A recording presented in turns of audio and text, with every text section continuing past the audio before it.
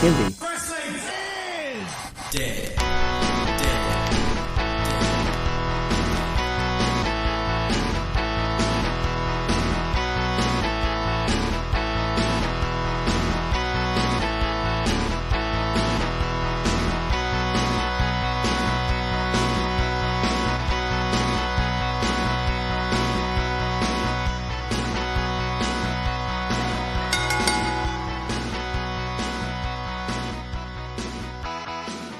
Welcome to episode 5 of Indie Wrestling is Dead. I'm Andrew Bowers, owner, promoter, whatever of North Wrestling. With me again is everyone. Wait a minute, Andrew. Can you please start that again and be like, come on, we've got Mr. Tom Campbell here, we've got Chop. Welcome to episode 5 of Indie Wrestling is Dead. I'm Andrew Bowers, owner, promoter, whatever of North Wrestling. Come on, do it again. Okay, here we go. I've had a cold, you know. Right, let's do it again. Welcome to episode 5 of Indie Wrestling is Dead. I'm Andrew Bowers, brother, owner, promoter, whatever of North Wrestling. With me again is everyone's favourite person on earth, the mouth of the Midlands, the heart of North Wrestling, Mr. Tom fucking Campbell. Whee. Hi, Tom. Hey, how's it going? Sitting next to him is a DJ. He's not a DJ in North anyway. He's more a VJ. I don't know for a fact he loves a good old LJ Cleary from More Than Hype. It's Chop! It's our God, it's Chop! Is that a euphemism for something? I'm just going to pop to the bathroom for a quick LJ Cleary from More Than Hype. Because when I'm done. Some of my best friends are LG Clearage from More Than Hype. And for the first time ever, we've got ourselves a guest. It's spelled with a F and not a Th. He's the Prince of Botch. He's our commentator. Rory Coyle licked his face at the first ever North, and we use him specifically for his Twitter reach. It's Maffew Gregg! Thank you very much for that brutally honest introduction, Andrew. Thank you very much for having me. I'm pretty much sure that's the kind of the first interaction that we ever had when I said to you, I was like, would you like to come and do comms on North Wrestling? And you went, is it because I've got loads of followers on Twitter? And I think I went, yeah. And then you got really good at it though, so that's fine. Yeah, thank you for having me when I was crap.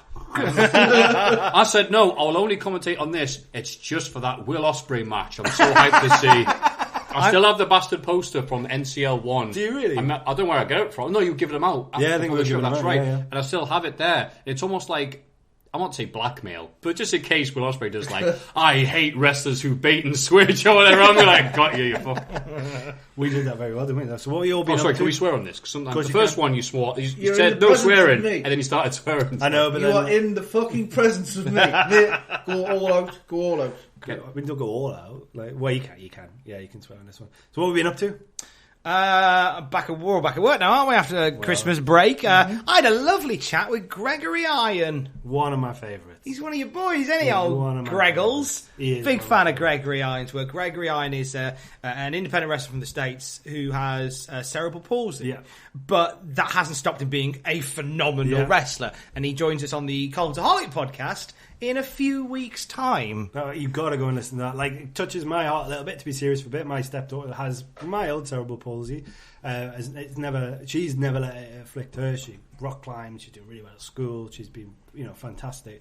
So I think to see people like that in wrestling, it's fucking awesome. Like, it just, yeah. I love seeing what Gregory Iron's doing. I also built a cat tree recently. Want to point out to It's my pretty majestic, right. that is he likes Pablo, the producer of the podcast. He likes to sit on the tallest part of the room. So we basically built him the tallest part of the room. So now every so often he'll sit up there and lord over us mere peasants in his kingdom. He's an alpha cat. He is a very alpha cat. As my good lady pointed out, literally as soon as we hit record on this, he went and took a massive poo, which is a power play if there ever was. And that segues into what I've been doing recently. A massive poo before we started. Right. And I also am looking... Doing the commentary again. Whoa! One out of the plan. It's gonna be spicy today. I'm also very nice to hear about you getting on with Gregory Iron, because I've watched him for years, and he's very special because he's a Chikara wrestler and he's not a sex pest. Usually helps, doesn't it? Yeah. I mean, I think that helps nowadays. But It's like playing Guess Who at the moment, isn't it? He is not a sex pest. I guess instead of the death pool, the diddler pool. The diddler pool. You had Rory Gulak, right? The diddler pool. You had Juan Francisco, hey! Winner, chicken dinner. Wow. Well, did you just no. There's other people accusing him of basically like, when the people are sharing DMs and it's like, when do you turn 18? You're like, Jesus. Yeah. Welcome to our brand new segment on the on where Indie Wrestling is Dead. Is he a diddler? If you've never heard of him, the answer is yeah. And I'm saying this because I went through my shirts today because I'm going through a big I don't know clean. why you were going there, like. I know this because and his dirty great mug. not just a customer, not just the president. I'm also a client. Maffew Gregg is not a diddler. Well, I had a nice Christmas, like, yeah. Oh, did you, John? That's great. We just about to ask you. Didn't diddle anyone or nothing like that, you know what I mean? Oh, but a quiet one this year. Fucking hell. I remember going on Christmas Day and then my neighbour comes running out. I've seen you on Sky Sports! Did he really? Yeah, and a little known fact, he was an Elvis impersonator, right? And he gave us my first job as like putting the music on and on. He said, it's all come full circle. I've seen you on Sky Sports. Did he come running out of the house and goes, I can't believe that you do everything at North Chop because you Where? fucking sold yourself. Where? Can't believe all the egos and prima donnas in wrestling. Paid all them Jews, you know what I mean? Hi, Howard. I see everyone on that documentary because that documentary's actually come out since the last podcast that we did, I think. Yes. Yeah. So I think that was the weird thing about it was I think I came across okay. I didn't slag anyone off inadvertently. Tom just sold Northeast wrestling and local wrestling and independent wrestling. It was like fucking hell. And then your go home line at the end of the documentary, the guy who put it together, a guy called Nick, must have just gone, that's what we're putting right at the end. And Chop just buried everyone.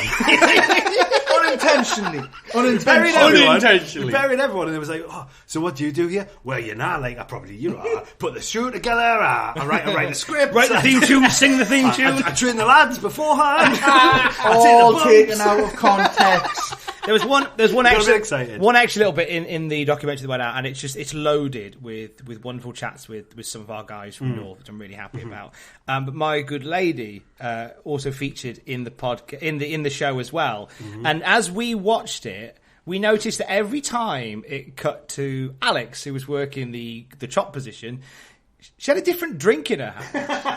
I like an alcohol. So so Alex for Christmas has got a subscription to the AA. Disclaimer: I do not have an alcohol problem. I'm just putting it out there now. Thank you, Sky. I think that's more just the North show, isn't it?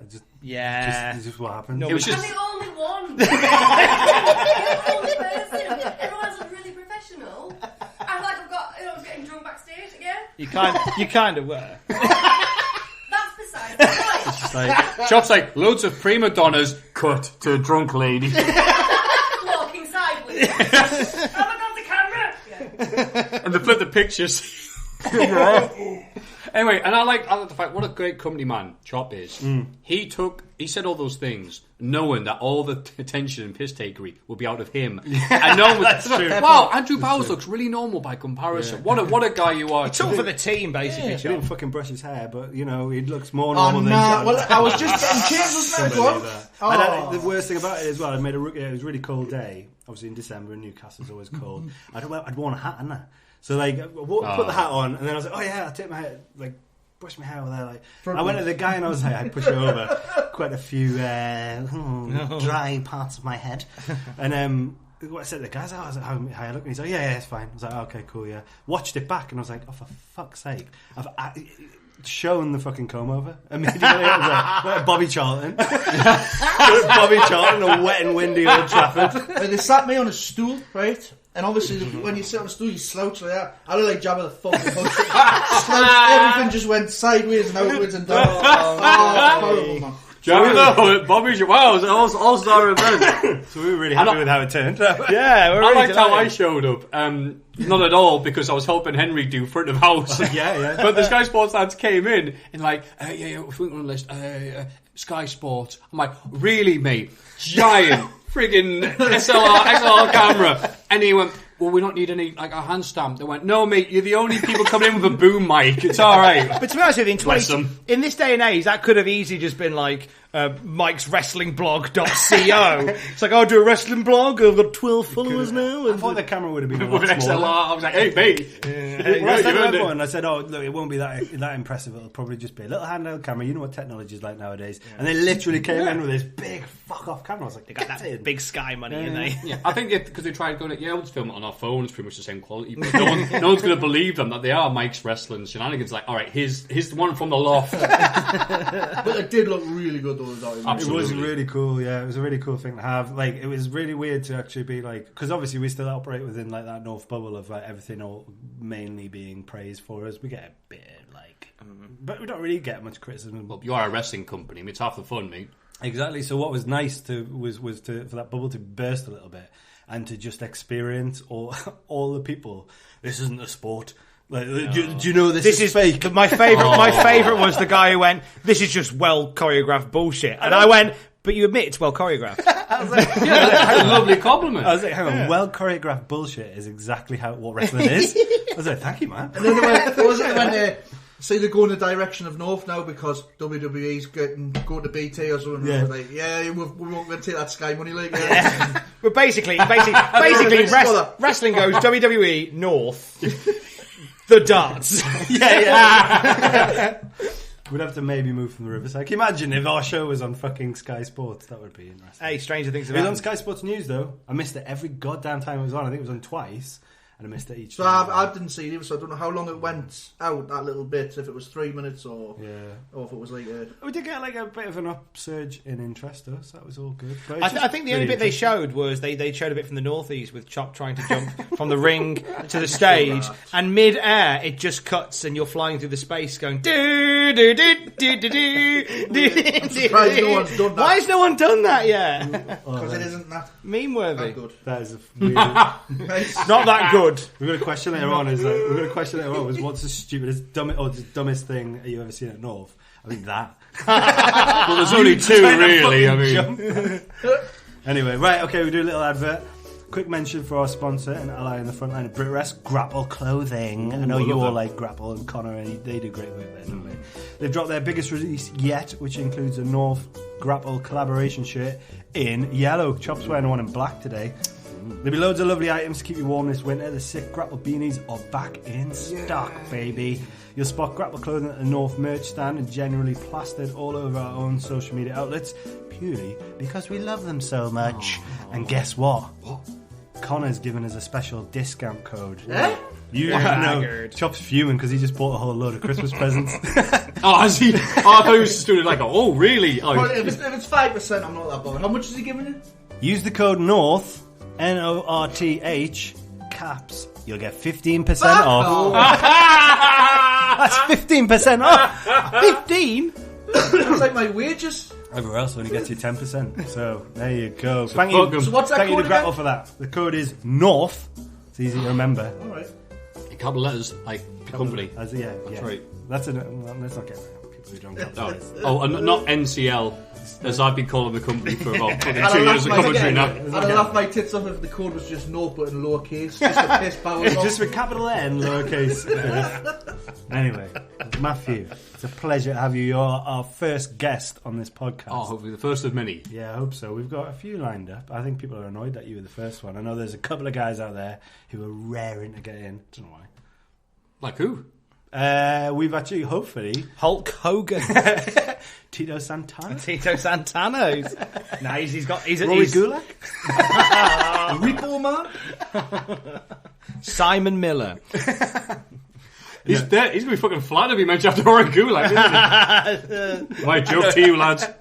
No, yeah. So Maffew, how did you first get involved with North? Can you remember when you came to the first show? Didn't Yeah.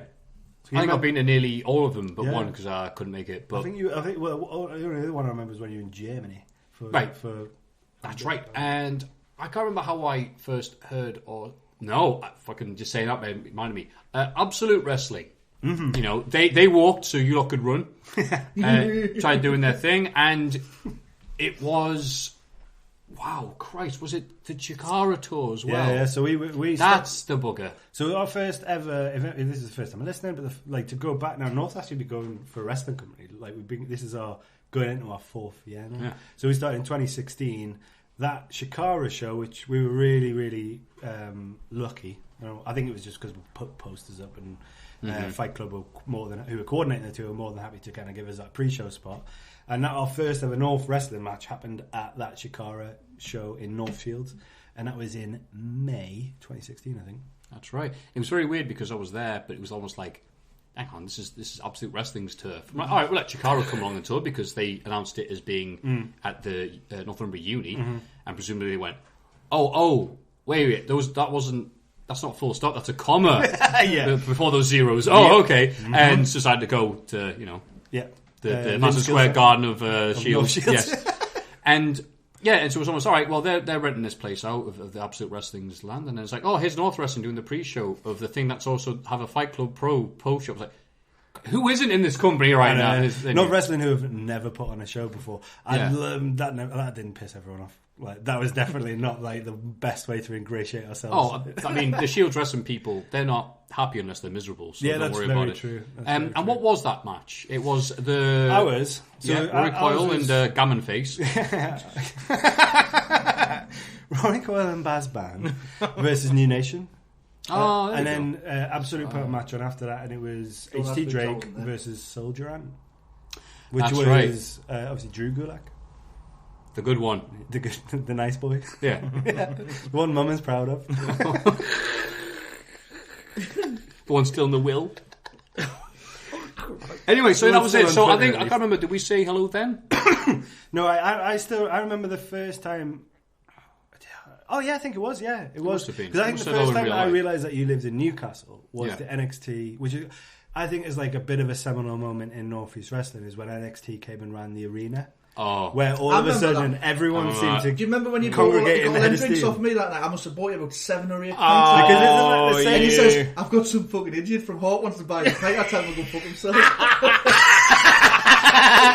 That's right. That's right. Oh, it was you, was it? Oh. Okay. That was a funny story. Yeah. So that moment of going to intervene was a legendary moment, and I love this so much. So NXT had a great show in that arena, and went so well that they've never been back since. But the thing was, it was packed, and it was loud as fuck. Yeah, and the card was unbelievable. Honestly, Sami Zayn was returning. Yeah, and it was Finn Balor versus Neville. Yes, it was a 3-way with him and Zayn as well. Oh, actually, it was it was Neville versus Baron Corbin. Oh, okay, and then because Neville is a Geordie, Corbin is a Mac, Corbin is a Mac, and it was Zayn versus Balor. Yeah. That's fucking unbelievable. I met Samoa Joe that night as well. Yeah, well, I was going to say, so everyone goes to Head of Steam afterwards, and it's like, it's almost like, what's it called, where there was Churchill and Stalin, whatever, all getting together. Because there's some of the title guy was there, and I think some of the other very happy people, Mr. MEW himself was there. So like North Wrestling didn't exist at this point. It wasn't even an idea until probably a month later. Yeah. But they were all there. Ahead of Steam, like all these promoters from different places in the Northeast were all in the same meeting. And then Baron Corbin is there. And I'm like, oh, that's nice. And then Ash's mate was like, oh, come and say hello, Botchamania guy. I'm like, oh, Jesus, mate, you're throwing at me like it's a brick. But he goes, you're the Botchamania guy? I'm like, yeah, slightly worried. He's like, oh man, watch your stuff like every Wednesday on Media Day at the performance. And I was like, oh, great, thank you. And I went, oh, I'll leave you alone. I don't want to bother you. I said, love your run where you hate indie guys. That's so good. And I'll leave you alone. He's like, all right, cool. He was looked upset because then people were like, hey, afterwards. It was probably me. But, yeah, probably me. He looked at you and went, no, come back. We'll talk about botches. And then ironically enough, this is good. It's a lovely guy. We took a photo together. And I said, the kiss of death for me. They had the NXT London show that Sunday. That's what they're building up to, this UK tour. Who was the only guy to botch in the entire card? Baron Corbin. That's exactly right, guys. So that's all I needed. So they're all going. That was a nice bit. And then Samoa Joe tries to come in. And I swear to God, never seen a funnier sight as him trying to disguise himself with his huge jacket and his hat. Flat cap. He looked exactly like Raphael in the first Ninja Turtles film.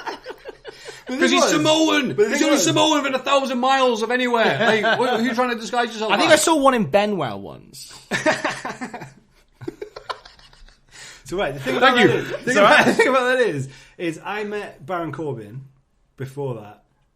Just either before or just after you, and there's a picture of me Oh, here we go. It's chopped with the... I've got a slow-mo version of that as well. Bollocks. Well, that is a great. Oh, he's keeping us in suspense. He's a professional. Let's not show the video on the podcast. What do you mean? It works perfectly. Well, we've got two commentators here. There you go. So I've got a picture of... There's a Chop, Mrs. Chop, and Samoa Joe. It's not Mrs. Chop. I know, but I'm just pretending it's Mrs. Chop. I was giving you a bit of... I'm making sure, because she does listen to my... Well, whoever's on the right is nowhere near as lovely as it's Mrs. Mrs. Chop. Joe. Nowhere near as lovely as Mrs. Chop. Nowhere near as lovely. Oh, my God. And if that distraction was enough, this fabulous podcast, Andrew Bowers' mum is trying to ring him. Are you talking about meeting Samoa Joe again, for fuck's sake? Wow, she's a harsh critic. Did your mum meet Samoa Joe? So... Anyway, no, my point was... I'm sorry, I don't want to take forever for this, but the point was, so there's these guys, and like, you know, some of these promoters, when other promoters go to other wrestling shows, they're never like, what a great show, mate. They're always like, that was a pile of shite. They're all like, I've seen better shows in my back garden, blah, blah, blah. They're all like fucking miserable bastards. And so they're showing up there, and they're all like, hey, we had a better show at our place at the NE6 suite, you know, the glory of Newcastle, fucking, and all this stuff. They're just saying this after seeing an NXT show, and everyone's buzzing, and there's wrestlers there. And then Baron Corbin, everyone's buzzing. Whatever, he's just tall, whatever. Samoa Joe comes in, we had him when he was like 50 quid a head, whatever, who gives a shit. They're all being marks until Robbie Brookside walks in, and they just went from cynical, miserable promoter to like that was their fucking Jeff Hardy, that was their Finn Balor, whatever, growing up as kids, and they were just like Robbie Brookside, can I take a photo? Like it was just so nice to see some of these miserable people like just go from miserable to happy very quickly. So anyway, I wouldn't say that story. So the weird thing about that is because I met Baron Corbin probably just before you met him. Okay. And he mentioned that he just met you.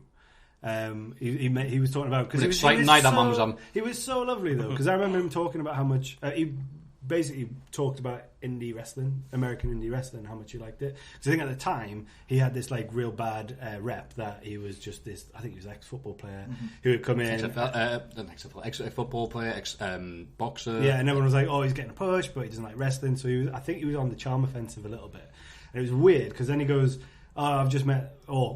I think, it must have been after you. He goes, I've just met Botchamania. And I was like, what?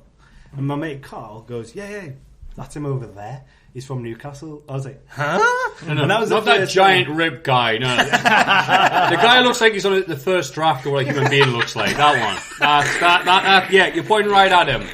He's on the floor because Chops has got his 9th pint. But I missed Samoa Joe and I missed everyone else coming in after that because I went to go and buy a box of tabs, which I've since given up on New Year's Eve. But I went to get a box of tabs. I wish I'd have missed that. I was really annoyed. Samoa Joe tried to hide himself.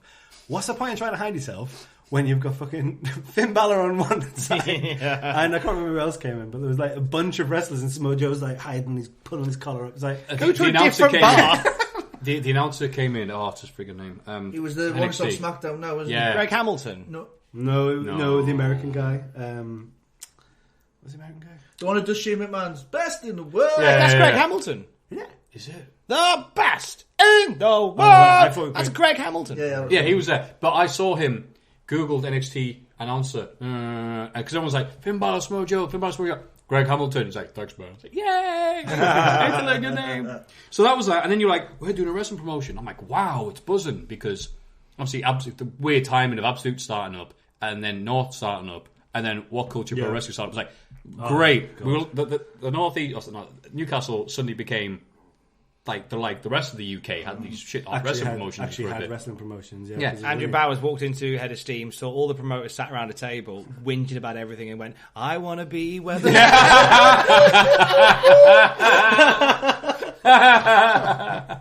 Yeah. I think if I had known that was the life that was going to be before me, I probably wouldn't have started. Look how happy those guys are. You went over your hand exchange, they went, I went over and went, hey guys, would you mind if I start another Newcastle-based wrestling promotion? And they all went, yeah, come and have a pint. We'll give you some tips and get you some discount on our wrestling. We're your friends. We're your friends. Why don't we split some costs on some flyers? That is not what happened. I wish it did though. I have a question for Matt regarding Botchamania that I don't think I've ever properly asked you before anyway, because you were talking then about how obviously Baron Corbin you met and then he botched on the weekend. When you sort of put faces to people, and then they balls up. Do you ever have any trepidation about just going, hey, look at you in there, and putting them in a video? Do you ever have that trepidation about it? Like if it's somebody you really like, somebody you really like, somebody you really like, somebody you really respect, if they fluff up, or is it like a case of no?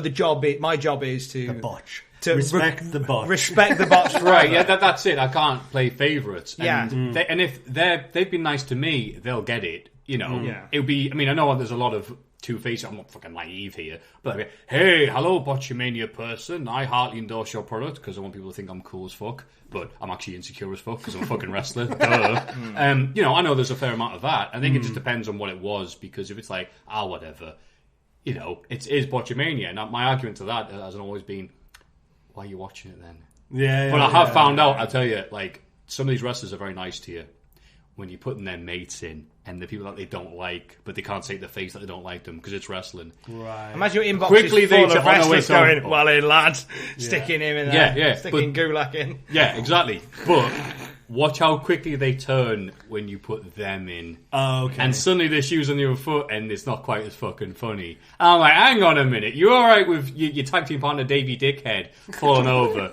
But now you're in and you're giving me shit. I don't get it. The thing about the botch, though, I would say, is like it's an integral part of wrestling, though. Especially because the thing about wrestling, live wrestling, is that if you're not into wrestling and you come to a wrestling show, the one thing that everyone comes away with the question they're asking is like, what?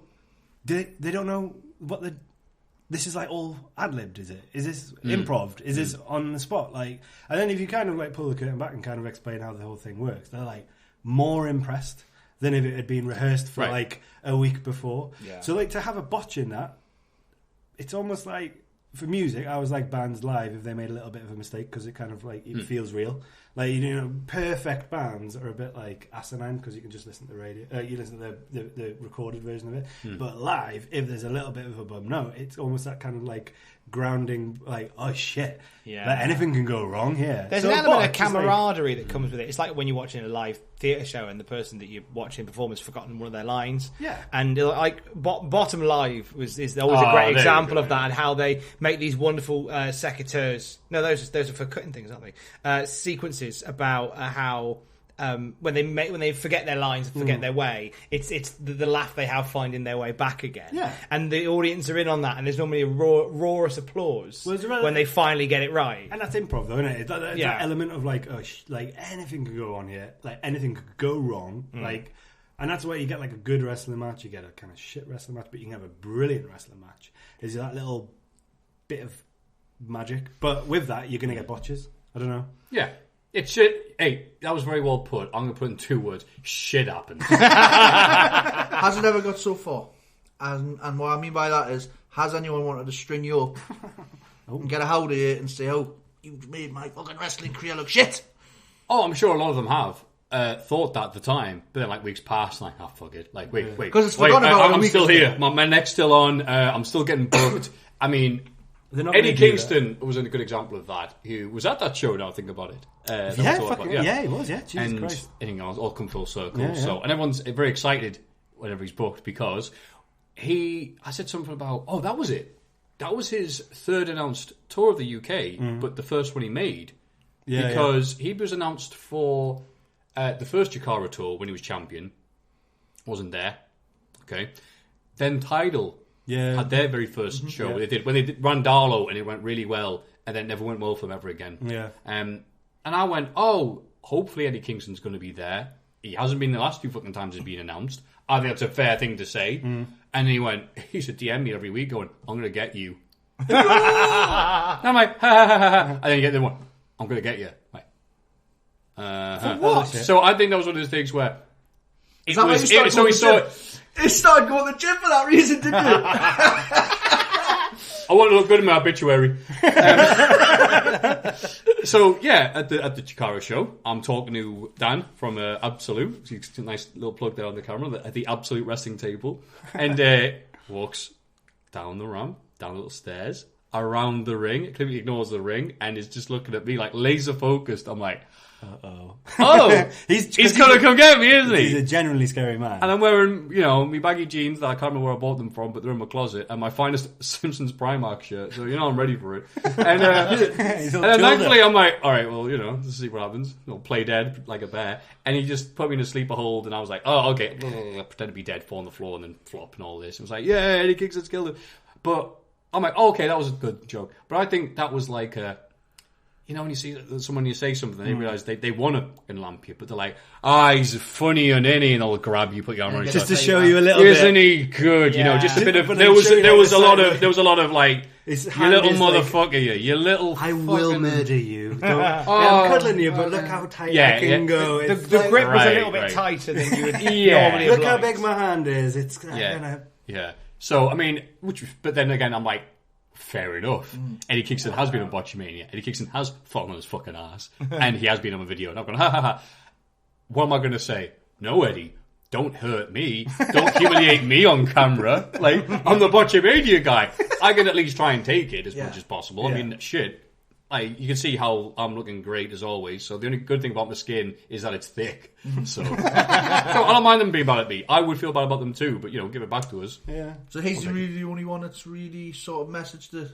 No, people have been salty online, but there's been no one who's going to come fucking kill you. Yeah. No one's done. I don't think you could in wrestling though, because I think if imagine if you were the wrestler who punched fucking Maffew from Botchamania, you'll never get booked anywhere. There'd be a line for Maffew. There'd be a line of wrestlers waiting to blow him afterwards. Fucking hell.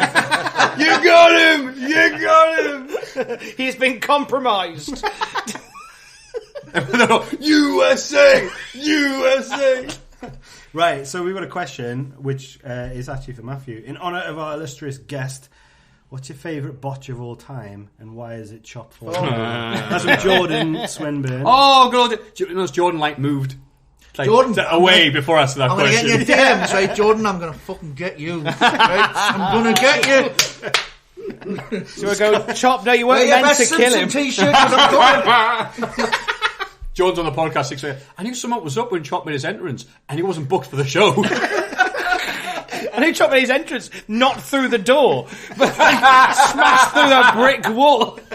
Jordan! So, since the show, I've watched Botchamania every week, right? I'm thinking, he's going to put it in, and it's going to come this week. It hasn't, I'm just like, if the angle's not good enough, good. Like if you were there and you saw it, it's fine. I just wish we had we were able to slow mo it. I can't help but feel you're working yourself into a shoot here, brother, because you do often go, no, don't talk about it. Oh, by the way, here's a T-shirt. What T-shirt? Did you not design one? No. Oh, you should get on that, make some money. I designed it for him. I did that before Christmas, and that got us no but heat of all the boys. Oh, he wants to make his own merch now, does he? Wants to make money, so take it on that fucking table. Shot, mate. Until like us, you've paid your dues. Well, they're in 3 wrestling companies now. How much more fucking dues I gotta pay? Mate, Jesus Christ. A lot of dues, man. They run the business. Pat Patterson, I'm getting on my mate, newsfeed. you need 5 years as a commercial radio presenter and a 12-hour drinking session with Drew Shardlow. And that's dues paid, done. Well, that's it. Other people, you do a CV and you have your references. All your references of aren't running anymore. I know, yeah. If they were alive to tell you how good I was, they'd say nothing but praise. All your kingdoms are burning as you're leaving them. Anyway, we love your job. Favourite botch. Oh, I mean that's a very close second to, of course, everyone's favourite referee, John Fall. I don't think you're going to eclipse that. You might try. I mean, John did he did make a T-shirt for it. I mean, it was great. He made lots of T-shirts. He made a T-shirt for it and then sold more T-shirts. CW. I was going to say, I had more T-shirts than fucking Lycos. He made it. John Myers. He's the do you need to pay. That's what I mean. I'm Mr. Do. And that was great because not only did we get to see it and commentate on it, me and Mr. Tom, but the fact that he slid on his arse, it was really icy as well. But it comes way closer than you want to be to sliding in the time. He would have been, because they've teased that spot loads of times. Actually, if you first did it with Whitby and Balla, and we kept on doing it for a bit, it's like, who can we pay to fall in? Oof, I wouldn't fucking fancy that. Because it's not, the water in the River Tyne is, never mind the postcards we sell here, it's not blue. What culture were going to do it, you know? I think they looked in, WCPW, I heard, now this might, like, take a pinch of salt, they heard you have to get a permit to go into the water because it's that dirty. And you have to have like loads of shots and stuff like loads of jabs, and it costs a shitload to do it. And you have to have like a lifeguard on standby and stuff like that. So if we actually had John just slip in, we're kind of like the waters of the Tyne. There's a guy like dying, and we're doing a comedy bit like his chop dressed as like the Baywatch, and we're playing the song. And the guy's like, "I'm dying, please help! Stop doing the joke." Chop, you're not paying your dues. Drowned. Chop is half. Chop, I just passed half a head. That's how he pays his dues. That's how he finally pays by his drowning. Dues. And it was like, here lies Chop. He nearly finished paying his dues. Don't worry, I'll be ready.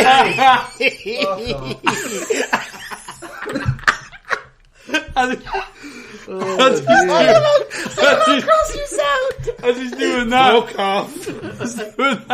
the Rusters are throwing all his choppy in the river. Fire down there, I go. I was going to sell it for a tenner. You know what I mean? Cheap one as well. We're going to undercut them. I was going to give it all the money to you as well. Yeah? Oh dear. So I think that was our favourite botch of all time. I think we'll leave it on that one. Oh dear. Right, did you actually have a favourite botch of all time? I was going to say Shockmaster, but that's always been a metal limited Shockmaster. We've got a Shockmaster mask at work. Oh, You do? by saying it. Yeah. He was teasing it. I thought we were doing Jushin Liger. Oh my god, he's back. Oh, he's certainly paying his fucking dues. 30 fucking years, he's paying his fucking dues. And he still constantly. Jesus Christ. But he's never fell out. Jushin, will you do a question and all for us, Jushin? Like, come out and dress as Jericho, though, right? That'd be hilarious. Oh, we've got Jushin Liger. You've got Jushin Liger in Newcastle. Can you press the buttons to start the video, Jushin? Jushin Liger's here. Can you work the door? You're doing a question on North versus Land in January. And we're going to do a bit where we do chopping Liger. I don't know. Does it work? Does that work? I don't know. Are you okay with that? You go soon that door, right, mate? It's 15 for walkers. It's 20 for VIP, right? There's a cheap list here. No student discounts on the door. Jushin Liger working the door at door. One day. I know you main evented the Tokyo Dome, but go keep Henry warm, alright? And on top of that, Sky Sports are going to interview. Just put yourself over, mate, right? Just make yourself look fucking brilliant. My fucking god.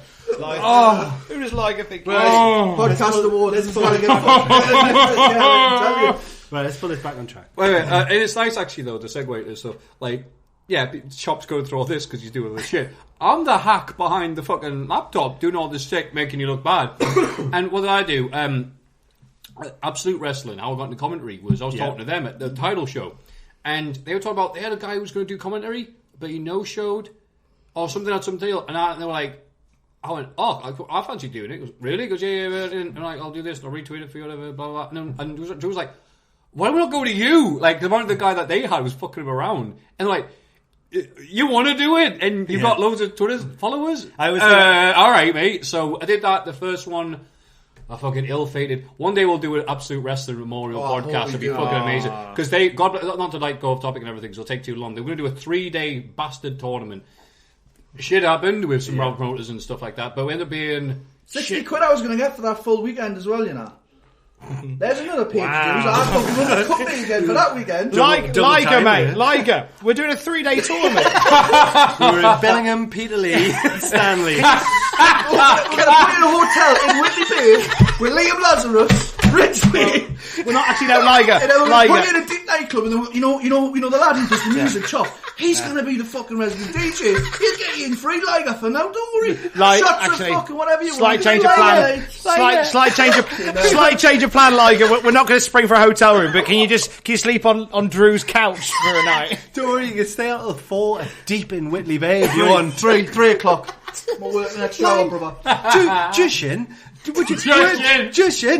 mate. Would you like to come down to Whitley Bay? Would you like to go to Jimmy's and then deep? Yeah, mate. He comes on with, yeah, mate, you got any club line to put on it? Is that Jushin? Jushin, your hotel room's been cancelled. Every time Jushin Liger. This is 20 years ago. We would have UK Jushin Liger, and I think Chop could have played it very well. Oh, without a Lysett doubt. would have played that. Jushin Lysett. Jushin Lysett. Jushin Jushin Lysett. Da da da da. So your room's been cancelled, mate. You pay your dues by your room's been cancelled, but you sleep on someone's couch. But it's alright, we'll get you half a palm on some cat. You know what happened? I've got a little story from our race. I just want to hear Chop talk about things. Not what I'm I've got a saying. story about me and Jushin Liger. Liam Right? Slater. Oh, who was the third one? Jushin Liger. No, it was Shreddy. Big fucking guy down south. Mr. Oh, Chuck Cyrus. Chuck Cyrus. Oh, God. All staying in the hotel. Which hotel was it? The Windsor. Oh, okay. In Whitley Bay, right? Yeah. They decided because the second night got cancelled. They went into Whitley Bay. They went on drinking. Went in the night. This is the 3-night absolute tournament. Yeah. All right. So the second night got cancelled. They went into Whitley Bay, started drinking, DJing in my club and all that, and they had a super kick party in the middle of the dance floor. Now you got to remember, right? The bouncers come up and went, "That's your mate you've let in." No. They're kicking fuck out of each other in the middle of the dance floor, man. What's going on? It's not fake, is it, mate? I was like, sure they're kicking fuck out of you. He just kicked him in the fucking face, man. What's going on? Oh, they're just messing on, man. It's nothing. So anyway, we go back to the hotel. Liam Slater's ghost hunting around this fucking hotel, live streaming it. It's like Ridgeway is like, oh, I think I heard something there. All on our Snapchat. I wish if Slater still got that, we need to pull it because that's gold. That Liam Slater is somebody who wants to come on the podcast, so that might be a story that we talk about. Has he paid his dues? I mean, he has, yeah. We all have. Paid his gym fees. I haven't, no. No, you haven't. Liam Slater was a yellow coat along with Jushin Liger at the first show. They paid their dues. Imagine though, being a bouncer and seeing someone hits like a super kick and then going, "Oh, there's some trouble brewing." Yeah, like he slapped his thigh really hard. Kicking the fuck out of me. Ah, shit! I thought he was going to rock bottom him, but then he rolled out of it. I thought he was going to stutter him, but he pushed him away. Sorry, he kicked out at 2. I thought it was going to be a 3, mate. He kicked out. There was once, right, I was DJing in Deep Woods and separate night this, right? And can you imagine he hits a super kick, he goes 1, 2, gets on the mic, lads, he's kicked out the front. There's still trouble. Wait for it. Life's still in the dog. We're going to say Chuck. So it was another separate night where I was DJing away, and do you remember Big John, the referee, who he done that absolute Oh, Big John, yeah. So he come in and he was absolutely shit-faced. Right? He tries to climb like these little stairs up to the stage, slips backwards, and flatbacks in the middle of the dance. So, bang! Slaps, and his sound is fucking because he's a 6-footer. He's about bigger than you know. And he falls backwards and bang! Makes this massive noise. It was a perfect flap. Is that why it's called Big John? Just fucking tunnels off like nothing. Always Deep bumping, like Bumping just got up. full flat back bump. With a sound effect. I was supposed to do it, and he's like, "Oh, nothing." Did he kip up as well afterwards? Right, okay, let's do something. Anyway, the segue to that was, so I did some commentary there. Oh, yeah. And then I did it with the great Matt Stallion. You hate to call him fucking Matt Stallion, but I'm like, I don't know, just stallions are horses. You know, I didn't know. So I learned a lot of stuff from him, and he's very valuable on that. I'm very happy because he had fucking, to begin with, he takes a lot of pride and respect in his commentary, and I fully appreciate that. Some of the best Northeast traditions is like, look, I don't care if there's like fucking 20 people here. I'm still going to try like Vince McMahon himself is this thing. Was he so Preston? That's what PCW Live, and it's weird though. There's like people like me know who he is, but like for some reason it just hasn't translated to everybody. I'm like, it's one of the best ones in the fucking whole country. PCW are one of those weird promotions who you could just ended the sentence there. But really, if you look, it's a bit of a bubble, isn't it? Yeah, it's weird. I think that's quite strange though. Like they're still going. But the time of like when we first started, PCW was still big then, and they were like one of the kind of, I don't know. There's almost like the, in inverted commas, the boom period of wrestling, which I'm not I know what you mean, yeah, just in terms of... Like the more modern Yeah. like British wrestling. And then you've got like your early 2010 kind of like wrestling promotions. PCW were massive then. And wasn't he was a big part of that as well. He was a commentator. I seem to remember them doing a free show that featured Team 3D. Yeah, because they're the that big... gives you an idea yeah. of how big they were. If they could Yeah, just chuck money away like that. But so anyway, did that, and then Absolute stopped being a thing, which is a shame. But again, God, I'd love to get us all together and do a fucking Absolute Wrestling recap or recap. Doing like the KPA commentaries, being like, I remember this show, and then just hear you all go, right, it's never come back. Fuck it, let's go. Obituary / announcement of relaunch. And then just cool, yeah. Hey, lots of people listen to it. Let's bring it back. Like, oh, we could do so it. Then we could do it, but then really for me, like I could sit at the end of it and just be part of it, and they can just blame out like a fucking puppet master. So then what happened? Which promotion was it that called the did hotel? he? And then all this, and then so it's like, oh, you've had some experience doing commentating and stuff like that. So I thought I was a bit like, okay, I know, sort of, what I'm doing. I'm not like fucking Michael Cole, but I'm at least confident enough to do it. So then you're like, oh, I'll do it with Tom, and then we got our stuff all the way and we're friends again. But that was funny that period. But then it was, I think we opened a bit. Other than your amazing impression of me, it's funny. I'm like, so inexperienced commentating, because I'm like, well, I'll help Tom through this because I've been sat next to the great Matt Stallion for fucking 2 years, and Tom goes like, yes, and it's that video that's been seen by more people than anything you will ever do, Matthew. The Big Un in Wigan. Also, years of radio. Oh, I think but you didn't. Yeah, but you didn't know me from Adam, so I get why you were like, oh, I can help this stroll through. I was still paying my dues. One day you'll catch up. And Tom's definitely one of the he is the double take of the Northeast or like wrestling scene. It's like absolutely. It's like, oh yeah, Tom, yeah, lovely. You into wrestling? Yeah. Tom, you commentated on the Big Un in Wigan. Everyone's like, you what? That's you? Fucking hell! It is a nice little addendum. I don't like to use it to sort of hang my hat on it. Like I like mentioning it because every time I mention it, people go, "Oh my god, that! Oh my god, Big Un in Wigan!" I'm just going to add more stuff to that. Like, also, he's the guy that shoots Michael Caine at the end of Get Carter.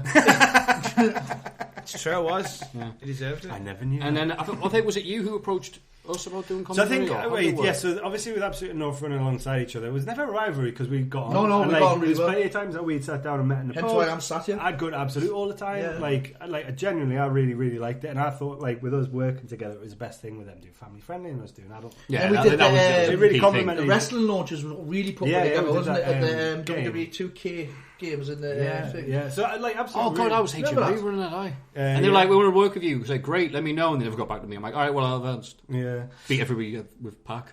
It's great. Uh-huh. Anyway, that was very boring, Karen. Can't be winners. Fuck off.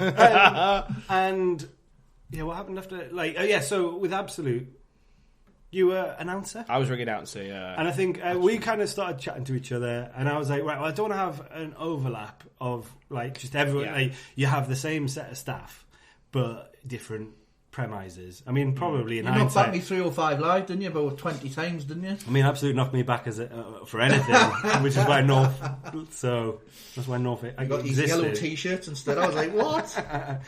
And I think it went like, okay, well, if Tom's the announcer, absolutely. He's not, and in hindsight, actually, I really should have just gone. It doesn't fucking matter. Yeah. Like, but I think when you're learning through a lot of this. And I think you're trying to forge your own identity anyway. Yeah. So I think at that point it's like, oh well, actually, I'd started out going, nah, I'm not really bothered about commentary. I think we're going to be like the gritty version without commentary. And then it turns out you watch them back and it's like, it's really shit. Like without commentary, it's really boring. Well, it's not. It's just. not. It's. I mean, like Riptide don't have commentary, and I think that kind of suits their art house style.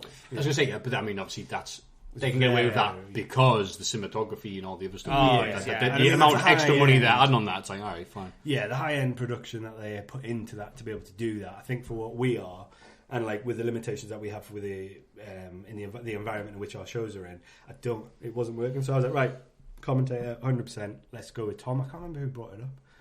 Somebody was like, well, why don't you use Tom? I was like, yeah, that's a really good idea. And I think, or did I just go, let's go with the next one? I think you were doing commentary at Absolute, and I went, all right, yeah. Well, Maffew would be it was- great for our audience. You kept on asking us if we could do live, and I think for a bunch of times I kept going, where? Yeah. For those that don't know, like the Riverside does have an upstairs bit, but there's also people there, and it's just It's so loud. We need one of those little bubbles or like the top of the Popemobile to do it because the one time we did try it and we had a very fun time doing it. I was like, this is fucking, if this works great, I want to do it live because it's so much fucking easier. You're not like, it's easier. You're reacting to it as it's happening. And it's a lot more, I'm not, oh my god, that's a shocking move that I saw 2 weeks ago. You know, it's like, shit me, that was fucking real. You know, they're kicking fuck out of each other. I definitely want to do something we revisit. Absolutely, but right now, the technology and the thing we have right now, the Riverside's not going to happen because we got them all, and as soon as we got it, we knew it's going really good, and all the recordings were the maximum volume, and there was no wrestling. It was just the crowd cheering. It was so loud. So, I think as well with the Riverside, there's no space downstairs really. I don't know. I mean, this is another conversation. Have you tried using these? That'll pick up everything though. Because they've got different settings on for different. I mean, we were using. I mean, you could try it. Certainly worth a try. I think bring it along, and like, I mean, this is a conversation for a different time. But like, we'll bring them along. But like, But I think the one thing that we came from that when we tried it was that I think afterwards when it didn't go very well. Which I was the one organising it, so I put my hand up. And that was down to me. But it was one of those things where I think we had a conversation. I said, look. I can either be your commentator or your ring announcer if you want to do it live. If you want to do it live, then that's brilliant, and I will assist anybody who you want to do commentary, and I'll guide that, or anybody you want to ring announce instead. And I think you kind of went, I kind of like you doing both. It wasn't one of the options. But no, but you were so fucking knackered after that. It was like, oh no, I can't. It wasn't my favourite night. Yeah, they do. Tom. Welcome to North. I've just done the pre-show and I've just done this and I'm fucking sweating like a pregnant nun. Cool. Here's the first match. Oh, what a great match. Oh, it's over. The winner is this guy. My Fitbit was brilliant that time. Yeah, I mean, you were pagged. Throat was buggered. You paid your dues. There's space on the stage. I mean, I know we're getting a little bit off top, but there is space on for a table on the left-hand side. Yeah. But, I don't know. It's something we'll have to maybe... Bit of practice, maybe. Bit of experimenting. But I think moving on from that. I think how that all came together, and then I think the way that yours and Tom's chemistry has changed over the last couple of years has been really interesting. From like, I think, from what you first started out as, like it was definitely more Tom leading it to start off with. I think play by play and colour. I think it's changed a lot more because I mean obviously now you're the announcer, so you literally speak less. Yeah, it's more 60. I think it's now more 60-40, and I'm happy with that. Like I always wanted, I always thought the end game would be that you'd eventually take me off that position, and bring in more North voices, which is right because the one thing that I've never had going for me working in the North East is I don't sound like I'm from You will eventually. It's still no one cares about that, Tom. No, but so my thought was that then when we tried stuff with Amir Jordan and we considered a 3-man team. So I thought I want to get to a point where you're good to go to lead and I can step away, and like you're ready tomorrow, like you're ready yesterday, like to do that. And we've definitely improved from like where you were to where you are now. I think the kind of like the growth of commentary ability. Do you know why we know that? Because the way this podcast started, like if we'd been doing this podcast 2 years ago, you wouldn't have been lambasted by Maffew for a lackluster intro. That wasn't anything offensive, but that was literally me. That's like, it's the first time we're doing commentary. I'm like, here's Tom, this young whippersnapper who's just starting, thinks one of the page dues and whatever. Just go around that aspect. No, there's only room for one person at this table, and it's me. And then I'm like, hello and welcome to North Wrestling Pod. Oh, what a great show we got in for today, Tom. Hello and welcome to the motherfucking most important goddamn 3 hours of your life. I'm like, oh shit. Yeah. Oh Christ! I'm nowhere near ready for this. This isn't even my final form. Yeah, and this is just the first match. I'm like, what the fuck? So I mean, like, that's I went, sorry, Matt. I'm quite reserved as we start. I normally kick in later. That match sucked. It was so fucking slow. I've seen fucking better animation on a wristwatch, Maffew. What do you think? I'm like, but it's alright, even from like a technical point of view of editing it together, it was like. The first time we did comms, I had to go between the bits where you were talking, Maffew, and the bits where you were talking, Tom, and bring your volume, literally bring it up. I was like, and I'll tell Tom now. 3 hours of fucking show doing that. Maffew, let's do a mic check. I'll do mine. 1, 2, 1, 2. Mate, Tom, you do not talk like that in these fucking shows. Yes, I do. Let's see it. Hello, everyone. Tom! We can't hear the crowd, Tom! So when They should be louder. Once Amir come in, what was that like dynamic with the threes then? Is it Oh, well, to begin with, sort of... we were also in fucking Harry Potter's room in the first fucking first book. Tiny little thing. It was internet radio. Or Nova Radio. We popped into a local radio station to go and record it. And it was a very tight setup for 3 people. It was so small. I went in and went, okay, so where are we doing it? And he went, here. No, But I think no fucking room.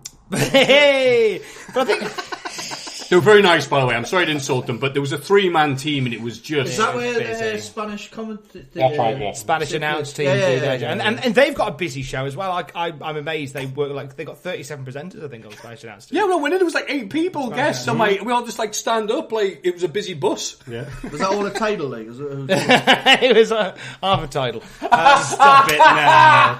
I'm obliged. I just got that. Stop Go it on. now. Go on. Not that. Misbehaviour. I just got free text. So yeah, we did that there.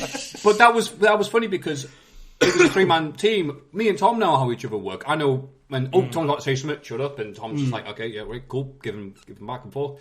Amir's first time doing it, so Amir would do a great point. But he's doing what I was doing to begin with. I'm like, let me start this point in 1941. Yeah. Oh, he's finished the move. Sorry, Bill. You have to really fucking hurry up. It's But self-edit as you go. yeah, so it was almost like people trying to go on a roundabout and they're all in the fucking same lane. I think there was one point where I got really angry with you both in that recording. Because That's when he gets angry. When he gets angry, it's Heel Tom. what was it? Me and Amir, we found something really fucking amusing, so we kept on doing it. But we were like mischievous kids in the class because a commentator should be making the product look good, and if someone's a joke, I'm supposed to be that. That's like we'll say, the line of gentry, a bunch of cunts. But goddamn, are they good wrestlers? Otherwise you're just getting yourself off, really. Me and Amir were getting ourselves off, and it was completely detrimental to the product. It was during one of the matches, and I remember thinking, I'll let you guys go. And then you carried on just making jokes in amongst each other. Amir was talking about, that WWF money, or whatever, making jokes like that. Yeah. And it was just like, it was so in between you two. And I'd learned just to talk in sound bites with you two. That's the best way to do it when there's a 3-man team, is to talk in sound bites. And I was just, every chance I got, I was doing a bit of the match, and then Amir would go, "Well, that was good what you did there, Tom." I'm like, "What?" Like, I was getting really quite. I didn't say anything for a while, and then I eventually went, "Hey lads, there's a fucking match happening!" Sorry to interrupt you, and you both recoiled, and then I laughed about it. The match got done, and then we stopped recording, and you both went, "Oh, very sorry, Tom." I was like, "No, it's fine," but I had to pull you up. I think the only time I've got angry with you. No, but that's absolutely fine. Like Tom's on the Have fucking we got team. that sound Which sound? of him doing that? Have we got that recording still? It'll be Yeah, just it'll be put it on in the- Audacity. That's and- an Easter egg for Ooh, yeah, I'll find that. It will be. if you put my fucking Easter eggs in, you put It them will Tom. be the hard. It'll be the. I think it was Charlie Evans versus Session Moth. Okay. That makes sense because yeah. It was Charlie Evans Session Pull Moth. that one out for us. Right, I will. Chop, you can find it easy. Just put it in Audacity. It's the one that's the peak's so high it goes off the fucking screen. Really high peak and then really quiet for ages. Now, and they do like being offensive, those Aussies. God, I sound like an old racist there. I do apologise. But easy. Lost a semi-final today in the cricket. No, still no one cares. Charlie Evans now working over Session Moth Martina. What do you mean today? We're live. We don't like cricket. On. We love it. June 15th. Amir Jordan, the time traveller now. Big kick by Charlie Evans. Shades of Australian hardcore icon Nick Gage. Well, they're going to lose. They're going to lose. But what's also legal is you've got to get the 1, 2, 3, so as much damage. Amir, can you please finish eating first before starting to talk? I'll finish the round, please. It's lovely, that. Sorry, team. Describe that. Charlie Evans is trying to yank the fillings out of Session Moth's mouth. I'll take the point. Oh, that's why Tom Campbell's one of the best. Shocking behaviour by Charlie Evans, who has been in control of this hardcore match for the overwhelming majority. Try and get your job. Good at this. He's got 5. Anyway, Charlie Evans. That's like giving Popeye spinach. Stamford, Connecticut, not Hartford, Connecticut. Is Hartford Connecticut? No, it's not. It's Stamford. They're doing the same thing. No, it's not. Hartford's a different. At least if you're going to take. Oh, look at this. Meanwhile, guys, Session Moth Martina firing back into this match. Session Moth now firing up against Charlie Evans, and here we go! Moth powers activate!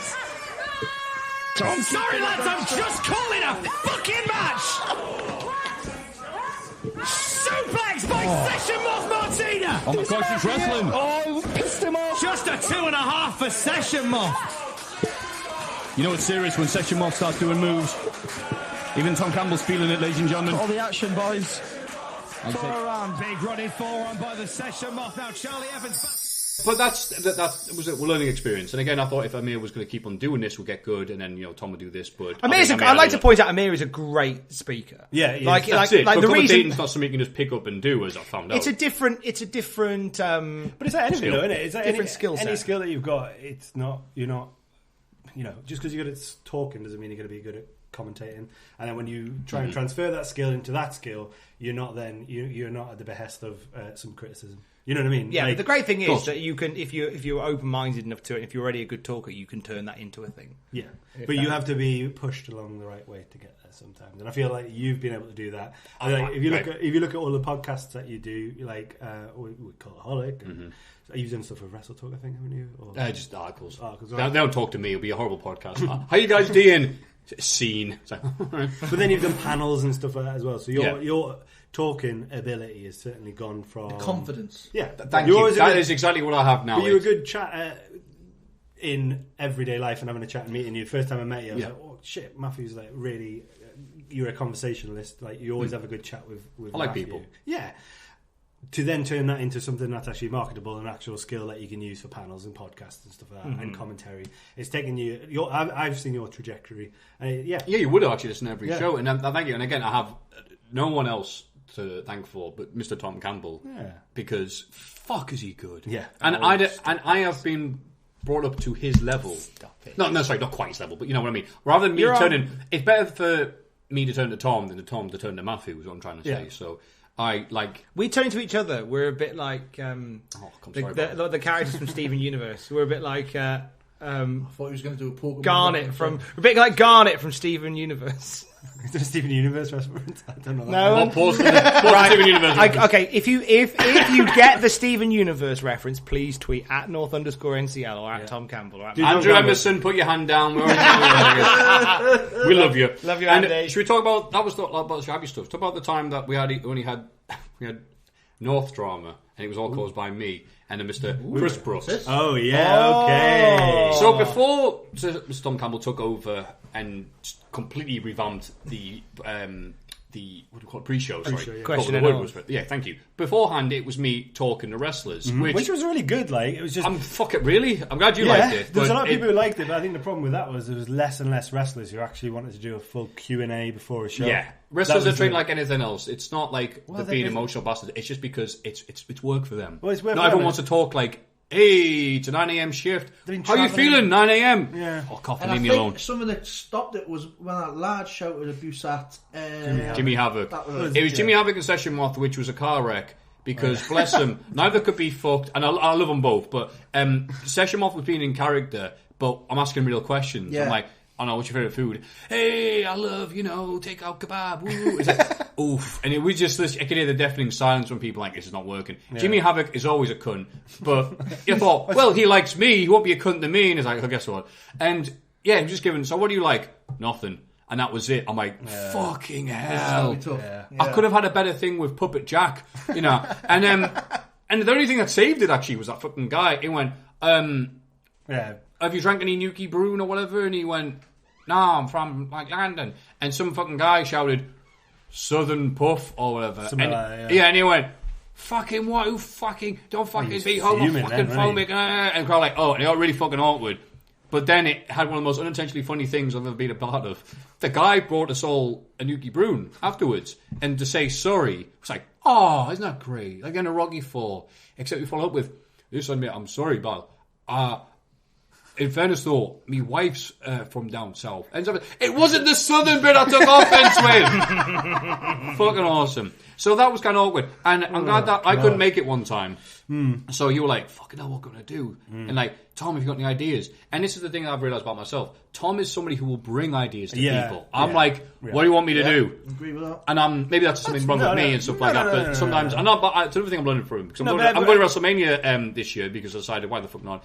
And I'm asking people, what can I do to help you? And they're like, hey, do you want to press pass? I'm like, oh, it's as easy as that. Get the fuck in. So I like that Tom brought this to the table. People fucking love the pre-show. Yeah. People are like, oh, how long is it for the main show? About like an hour, mate. It's like, I'm going to Weatherspoons and come in. Fuck, I'll see the pre-show. It's only $5. It's only $5, and I like the bit where Tom does the stupid stuff and Chop comes out, dresses people. And like, it's out of the draw now. It's literally a draw. I've said this time and time again. The hardest part of the show is match one. Not the hardest, but one of the hardest matches to book is match one because if it falls flat, or you do like a 25-minute right, of course, you do just a grappling match, or if you don't come out with the traps.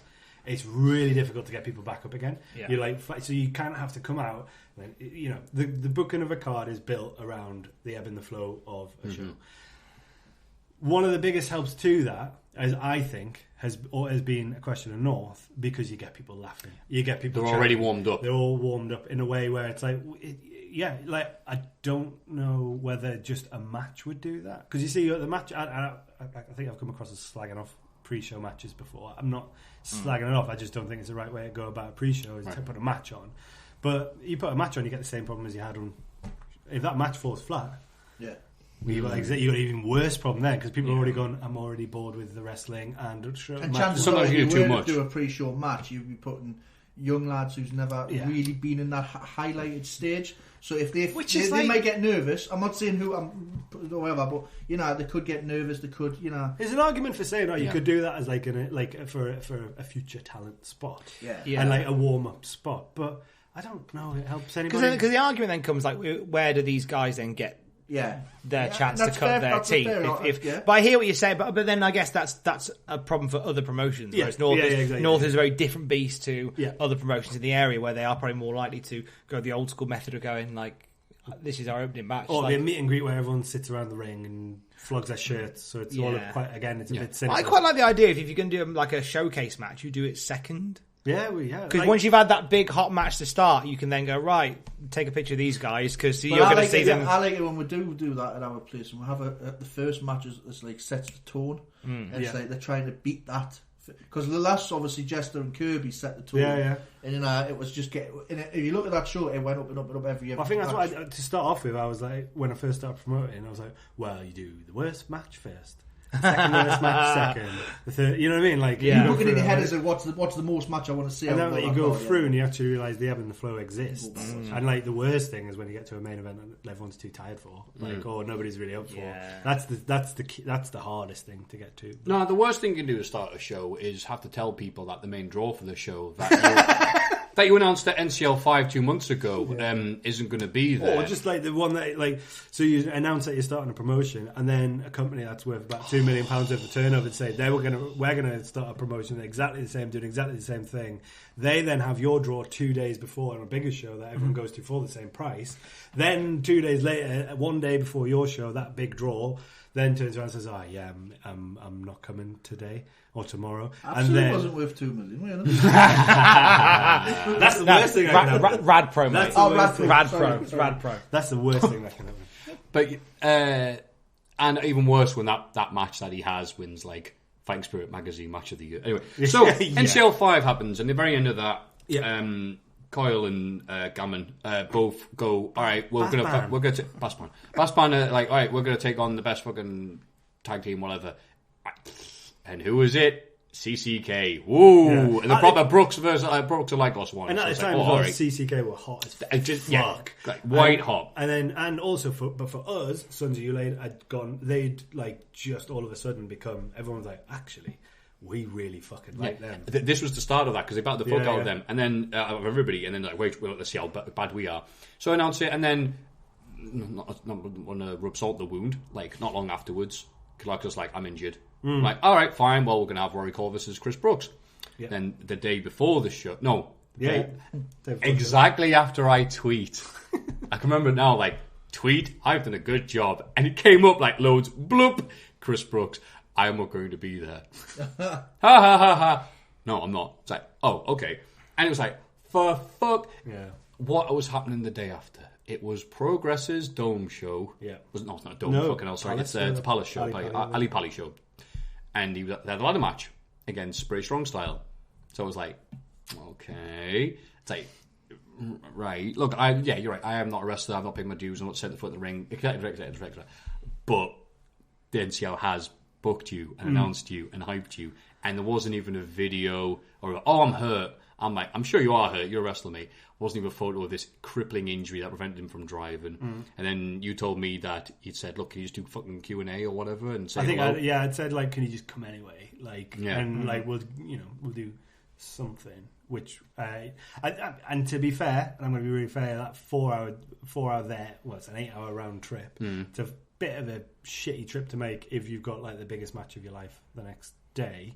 Yeah. What I'd say is that they were both planned way ahead. I was going to say, surely he knew a long time before. Yeah. But I think then in the meantime he'd aggravated an injury, and then, well, hang on a minute, we want to make sure that we're big for this one. No offence, North, none taken. You're not as big as this. Of course. So I'm being fair. I'm like, yeah, that's pretty fair. I mean, it's been a few years now, so I mean, he's been back since. I mean, and also we've had like so many people pull out with like less of an excuse. However, going on with your story with it. Yeah, so, and that happens, and it's obviously me playing the role of Tom Campbell. And having this to is get when in the you're ring. doing the Q&A. Yeah, doing the Q&A with Flash Morgan Webster.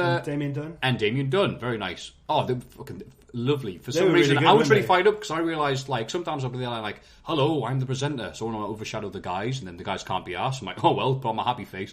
But those two guys were good spirits because I had to go in there and go, right, I'm going to have to be the guy that now tells people, guess what? You know, the big guy, and you can see the people wearing the fucking CCK t-shirts in the pre-show. You're like, Oh, it was the morning, because it was the morning of the show. Yeah. So I'm like, all right, guys, he's not here. And all this, very sorry. And I very bitterly said, I'm very sorry about that, pal. He's got a horrible injury. Wish him nothing but the best. And hope he has a good match tomorrow at Progress. Everyone went, ooh, because everyone fucking knew. Everyone's got fucking smartphones. It was like, oh, the Progress show. Because if you hadn't addressed it, someone would have just been pulling you up on it all night.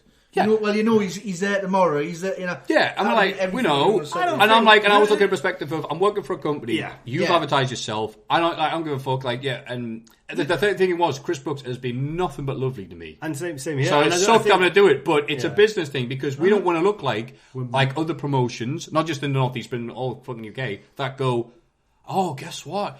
Bret Hart.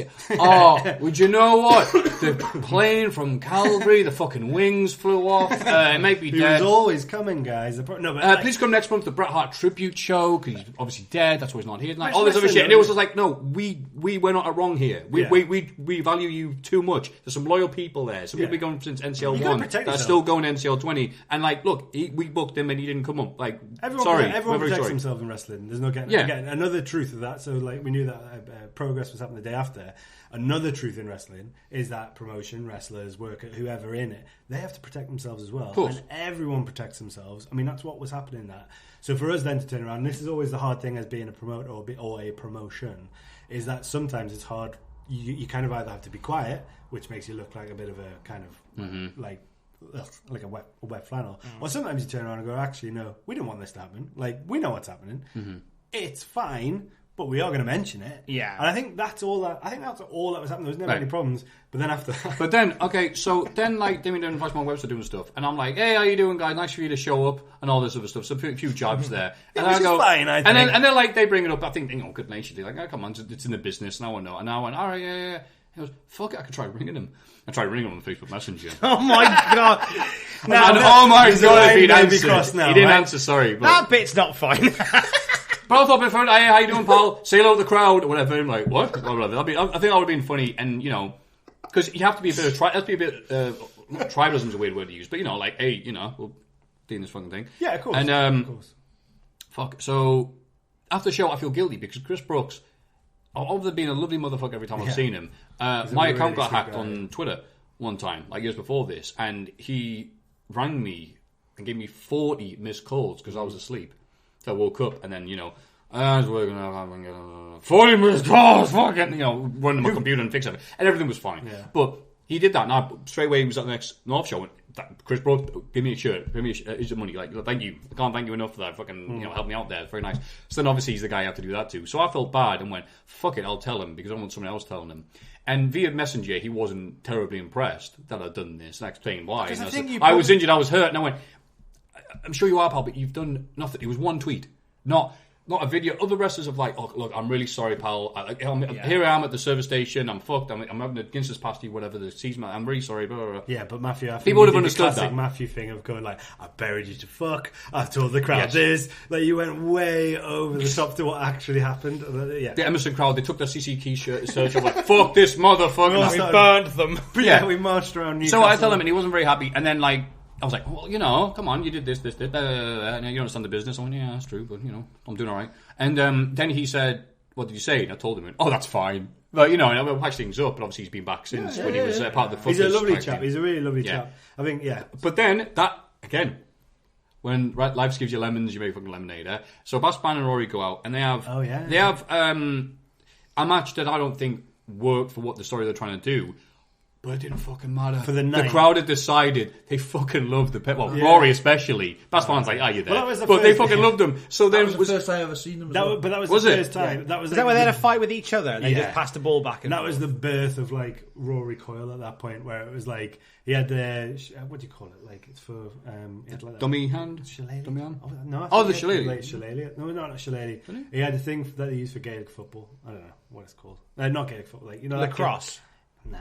I don't know what We're you're talking sounding like we are the most English people. He had a of all stick. time. Like, one of those like bats. I don't know what I'm talking about. Anyway, so You had a dildo. No. he had a fucking No. cock. And he had that. It was like it's a Gaelic sport. You know, you got Gaelic football, Yeah. and you get like Gaelic hockey. That's what I associate with in a Quidditch. Fake Quidditch.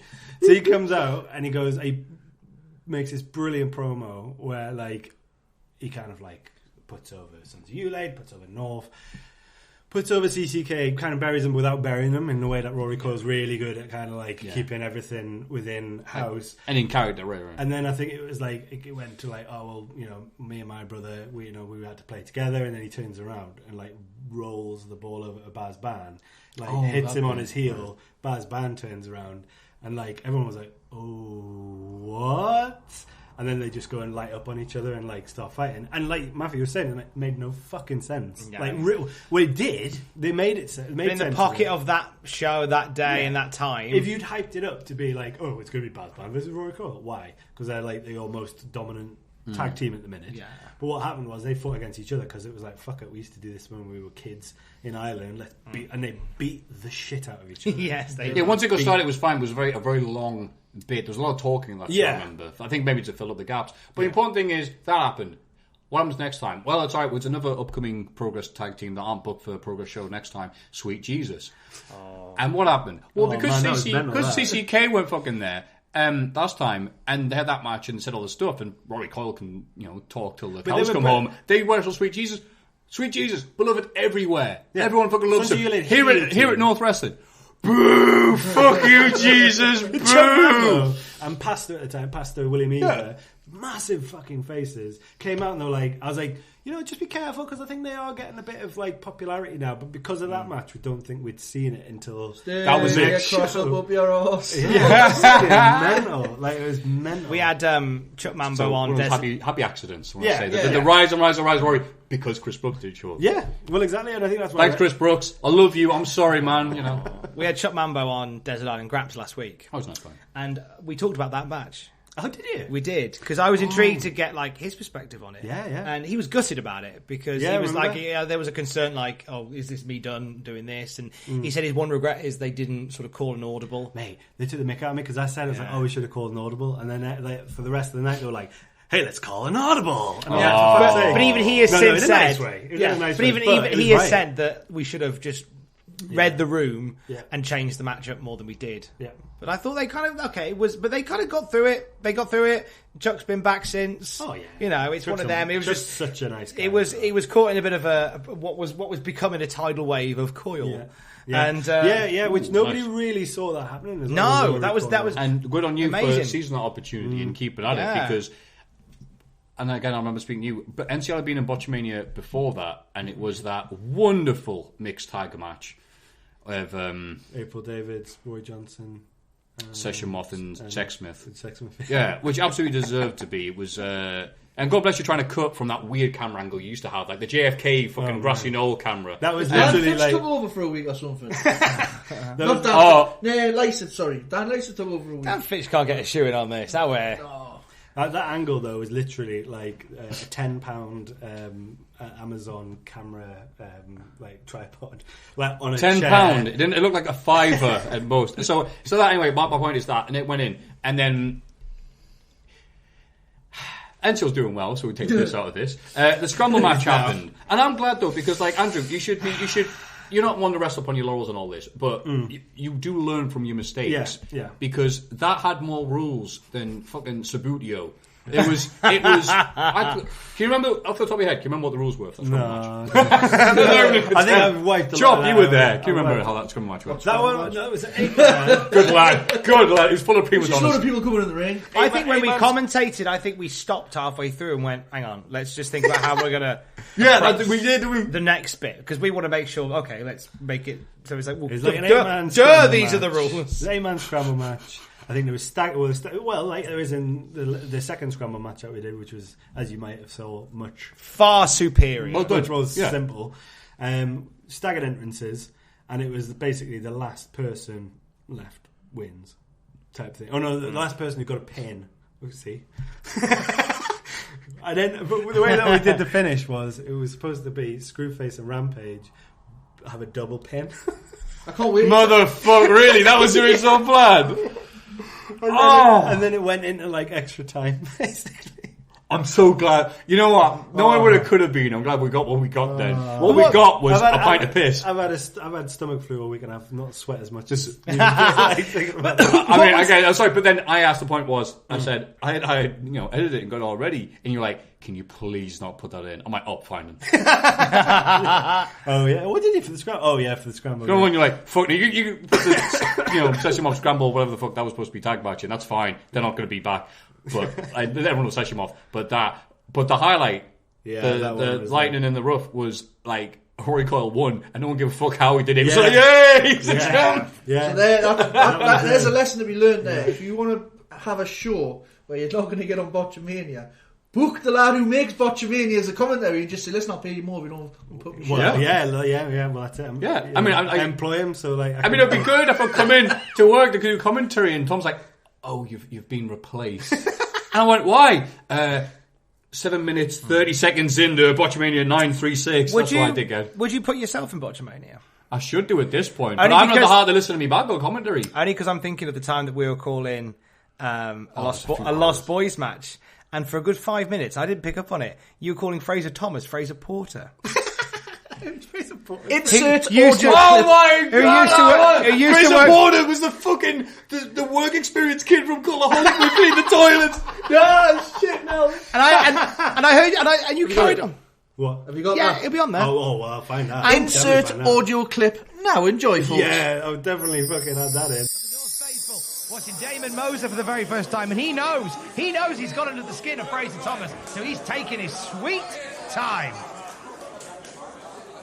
Damon Moser trying to show off how good he looks, and Fraser Porter's like, have you seen what I used to look like?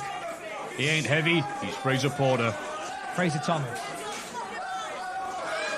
I don't know who Beg your Fraser fucking Porter pardon. is. Fraser Porter used to clean the toilets at Culaholic. Well, Fraser there you go, Thomas. I'm Jesus sure you're Christ. delighted with Oh, big slap there by Damon Moser, who's never got perfectly correct. Big slap to Fraser Porter or Fraser Thomas, Matthew? Does he know? Either or. Fraser Jeez. Thomas now. Just look at that. One punch. Winds out Moser. Wow, what a leg drop by Fraser Porter. And I remember as it was happening, I heard you say it once, and then I thought I must have misheard you.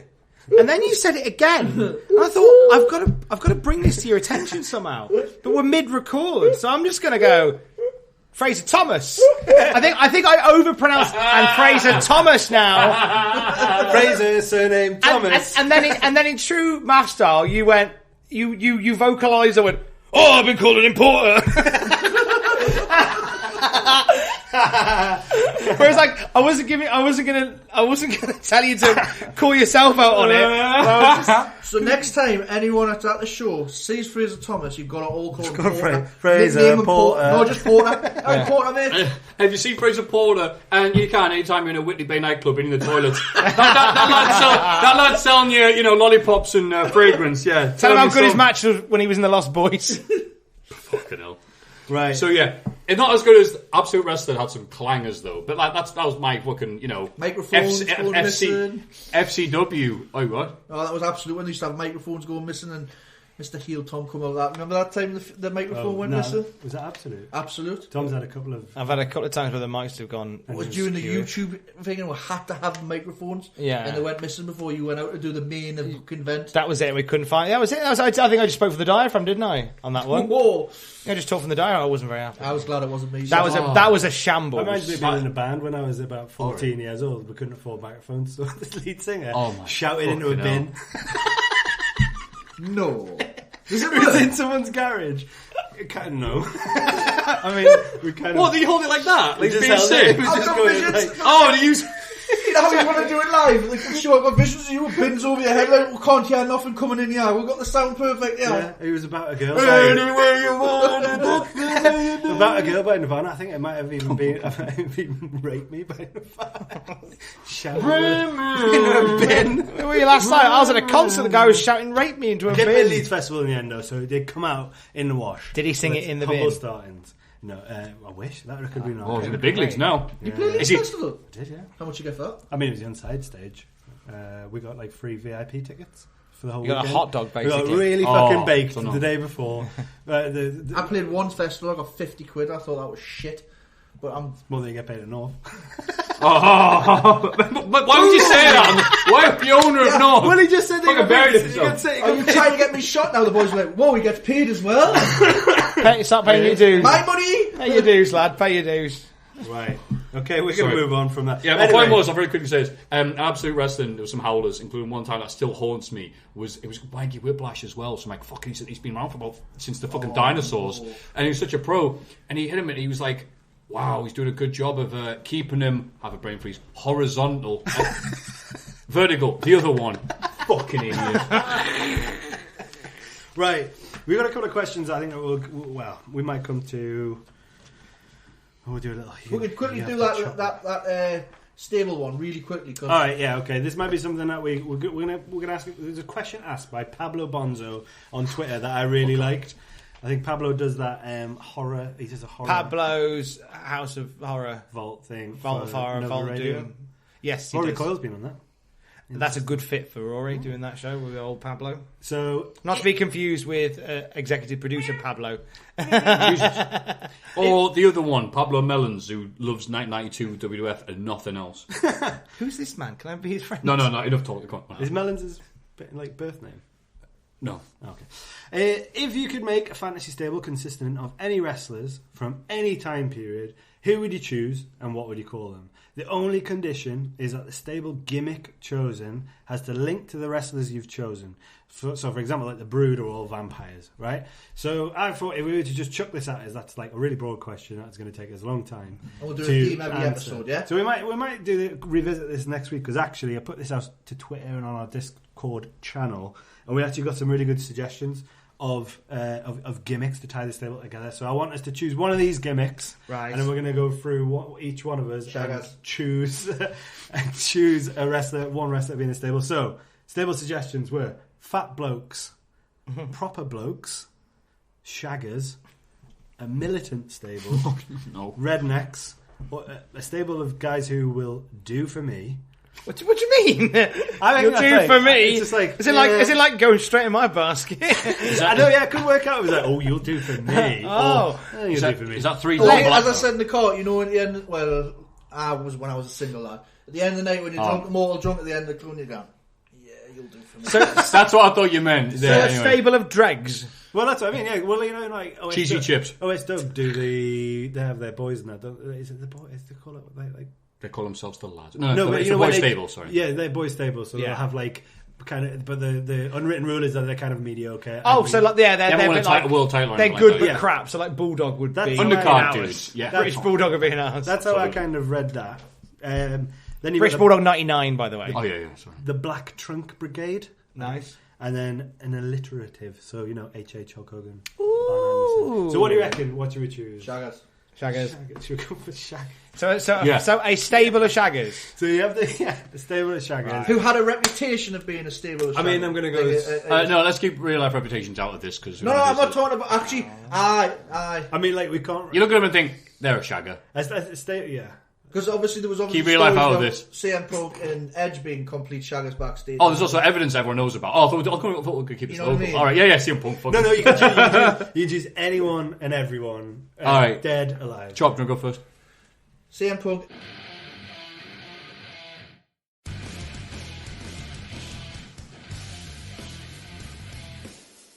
Are we doing shoot Shaggers or work Shaggers? Because I want to pick think the you world's do both. largest You love do both. machine, Viscera. World's largest love machine, Viscera. Yeah. Yeah, that's a good show because it matches it. Yeah. Well, it's good. Yeah. Like, He's trying to tie in our podcast as well. No, because he hasn't turned up yet. If I was going to tie the can't Cultaholic turn up Classic your podcast. SmackDown review, I love these crossover episodes. We got both. Triple H, that is. No, he wasn't. One major disagree. shag that did all right Who for have him. we got so far?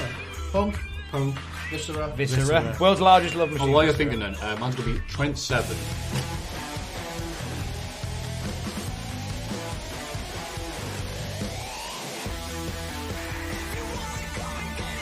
Because I've seen that man at work. It's like watching Rembrandt paint. Is he a bit? Picking up, not fucking. Hey, Matthew, what's this? Is he a bit of a pickup artist? Maybe. All right, are you, darling? Well, he's got. Hey, that fucking. Hey, look, I'm not going to. That Shikara Mate. show, but I think it's He always kind is- on the cusp of him becoming like that, and that Midlands lot really becoming famous. He was on the way to an ICW show, that Shikara show in North Shields, and there was the whole Shikara roster there. There was people who were helping out, all in the Linskill Centre, and basically what was happening was Fight Club were driving the ring to I think it was Jimmy Lee Hunter's ring that they were using that's right, for actually. Shikara, and Trent Seven was driving some people there to go on to Glasgow to do a show, to come back and pick them up and go back down to the Midlands. So there was Quackenbush and everyone in that show. Wow. I embarrassed myself in front of Quackenbush as well, which is like it still brings me out in hives. Tell you first, sorry, then tell the Quackenbush story. Yeah, and then Trent Seven walks in and just goes, "All right, Babs, right, how we do?" And like literally, just everyone just turns around. You got Chuck Taylor on there, you got like Drew Gulak on there, you've got all these like really, really like The good big, Gulak. the good one. You got big characters, and Trent Seven just has everyone. He goes, "Have a great show. I'll see you at about 6." And then He off has goes. that ability. doesn't he? What a I've boy. never seen anyone with that like magnetic. Everything the charisma. right touches is ours. He's got that. I've tried to be like Lion King. James Earl Jones? Fuck off. I thought that Everything the was Lord touches all kingdom. Was What's that that? from That's Peaky Stout Blinders? Bridge. You down go there. Can you imagine if the Lion King was done in Brummy accent? No. What was the Quackenbush story? The Quackenbush I'll go story to is the we'll graveyard. go quick on this, but the Quackenbush story was obviously we were really, really privileged to be in there. I'd put up a load of posters around North Shields, so that's how we got the spot on there. I'd heard about Quackenbush's pre-show kind of meetings that he does, and he runs through his card, why he's doing certain things, telling what he wants from people, which is something that I nicked and ended up doing for North shows, not in any way, shape, or form as good as he does. So I was told to come back for, I think, let's say 3 o'clock. We walk in 2 minutes to 3 into the main hall, and the ring's up, the chairs are up, it's dead empty. It's me, my now wife, my then girlfriend, and Carl Smith. We walk in, the doors go, and Mike Quackenbush is in the middle of his pre-show meeting. That's right. He does that with the wrestlers. Yeah. Yes. So you had fucking Chuck Taylor, you had Yeah. Eddie Kingston, you had Kimberly, you had Drew Gulak, you had this all of the Shikara roster plus Travis Banks was there. You had Martin Zaki from Fight Club Pro there. You had the guys who were working for us as well, all sitting on the stage. And you've got I walk in behind where Quackenbush is. He's sitting on the apron, looking at them like that. So I walk in from the other side, and me and my entourage, and I was like, I can't really hear anything there. I was like, I don't think they do. I think there must just be. And I was like, oh shit, he's doing his pre. So I went to leave. Quackerbush turns around and goes, "Are you supposed to be in here?" And I was like, "Oh yeah, sorry mate, we're North Wrestling." And he goes, "Right, get over here." Walked over, and I was like, "Okay." And he carries on. I was like, "We'll just let's just sit over here, like where the seats are set up for the show." And so we go and sit down. I was like, "I just don't want to be part of this anymore. Like, I'll just listen. This is the thing that I was most looking forward to in my life ever. I'll just sit over here." Anyway, so I go and sit, and I'm kind of behind him, and he turns around and goes, "I don't trust people who sit behind me, so could you please come and sit over there?" And I just look over, and Rory Coyle's over there. I hadn't known Rory Coyle for that long. He looks over, he just shakes his head disapprovingly. And I was like, okay. I had to go and apologise to Mike Quackenbush later on, but even now, I'm coming out in a cold sweat. I'm really Disgusting. sad. Oh, come Disgusting. on. I am really sad I didn't know that because he was the first guest on Desert Island Grabs. I'm glad. I am gutted I didn't know that. Do you remember I that don't guy? know. Remember when someone opened the door? Yes! Could not remember me. See, if you paid your dues, you wouldn't have had this problem. You couldn't stroll. Which is what Chop did, just fall on your ass and then exactly. call everybody a prima donna. Talk with your hands, you know what I mean? Anyway, right. Oh, I said to point out when I said Trent Seven's a shag, I meant because the way he acts and he's has so much charisma. confidence. So who's Yeah, your- I'm not who's trying to your- get him in trouble with any relationships he may or may not have. I do not know. I don't know. Like, I think I would. Well, like that. I'd say I'm going to go for who we got: CM Punk, Viscera, Trent Seven. Let's chuck Shawn Michaels in there. Yeah, good yeah. shout. Because didn't he suck Actually, things you off? know what else? Yeah, yeah, confirmed fact. We need a manager of their Okay. four. Now, there's a fifth Sonny? person in this room. Oh, The Alex, cat. Oh. who's your manager that's a top shagger back in the day? Let's. How about I'd put Ween up at Sonny? So these Confirmed, top shagger, yeah. Yeah, she's top Got a shagger. story. No. What's the next question? I don't want to. Alex, Well, just, honestly, all I'm going to say Alex, is it cost me £27 to watch I it. knew it was going to be a webcam story. Oh no! did you fucking pay hell. for it? We've got about 15 minutes left. Go on, say it Let's- quick. let's We're going to go. go straight into Heavier Than Air, NCL.23, Saturday 1st of Feb. We're going to whip through it with a bit of a preview. Hey. So, top of the card, North Wrestling Championship. Finally, Spike Trivet versus Screwface. Oh. Is it Finally. for the title? Because I've seen it's that for the online. title. No one's, I haven't seen that on there. Of Of course course it's it is, yes. Of course it's for the title, yeah. That one was supposed to obviously happen last show, couldn't because Spike was not cleared by the doctor. It's going to happen in February. What do we reckon? What do we reckon of Screwface as a challenger? Did he go private to get checked out? Yeah, I would assume so. Well, yeah. whatever. I'll put on the commentary and you'll fucking laugh later. I think that's be good because Screwface, when he was getting the push, I'm like, oh, this isn't TK Cooper. I'm not sure if it's going to work.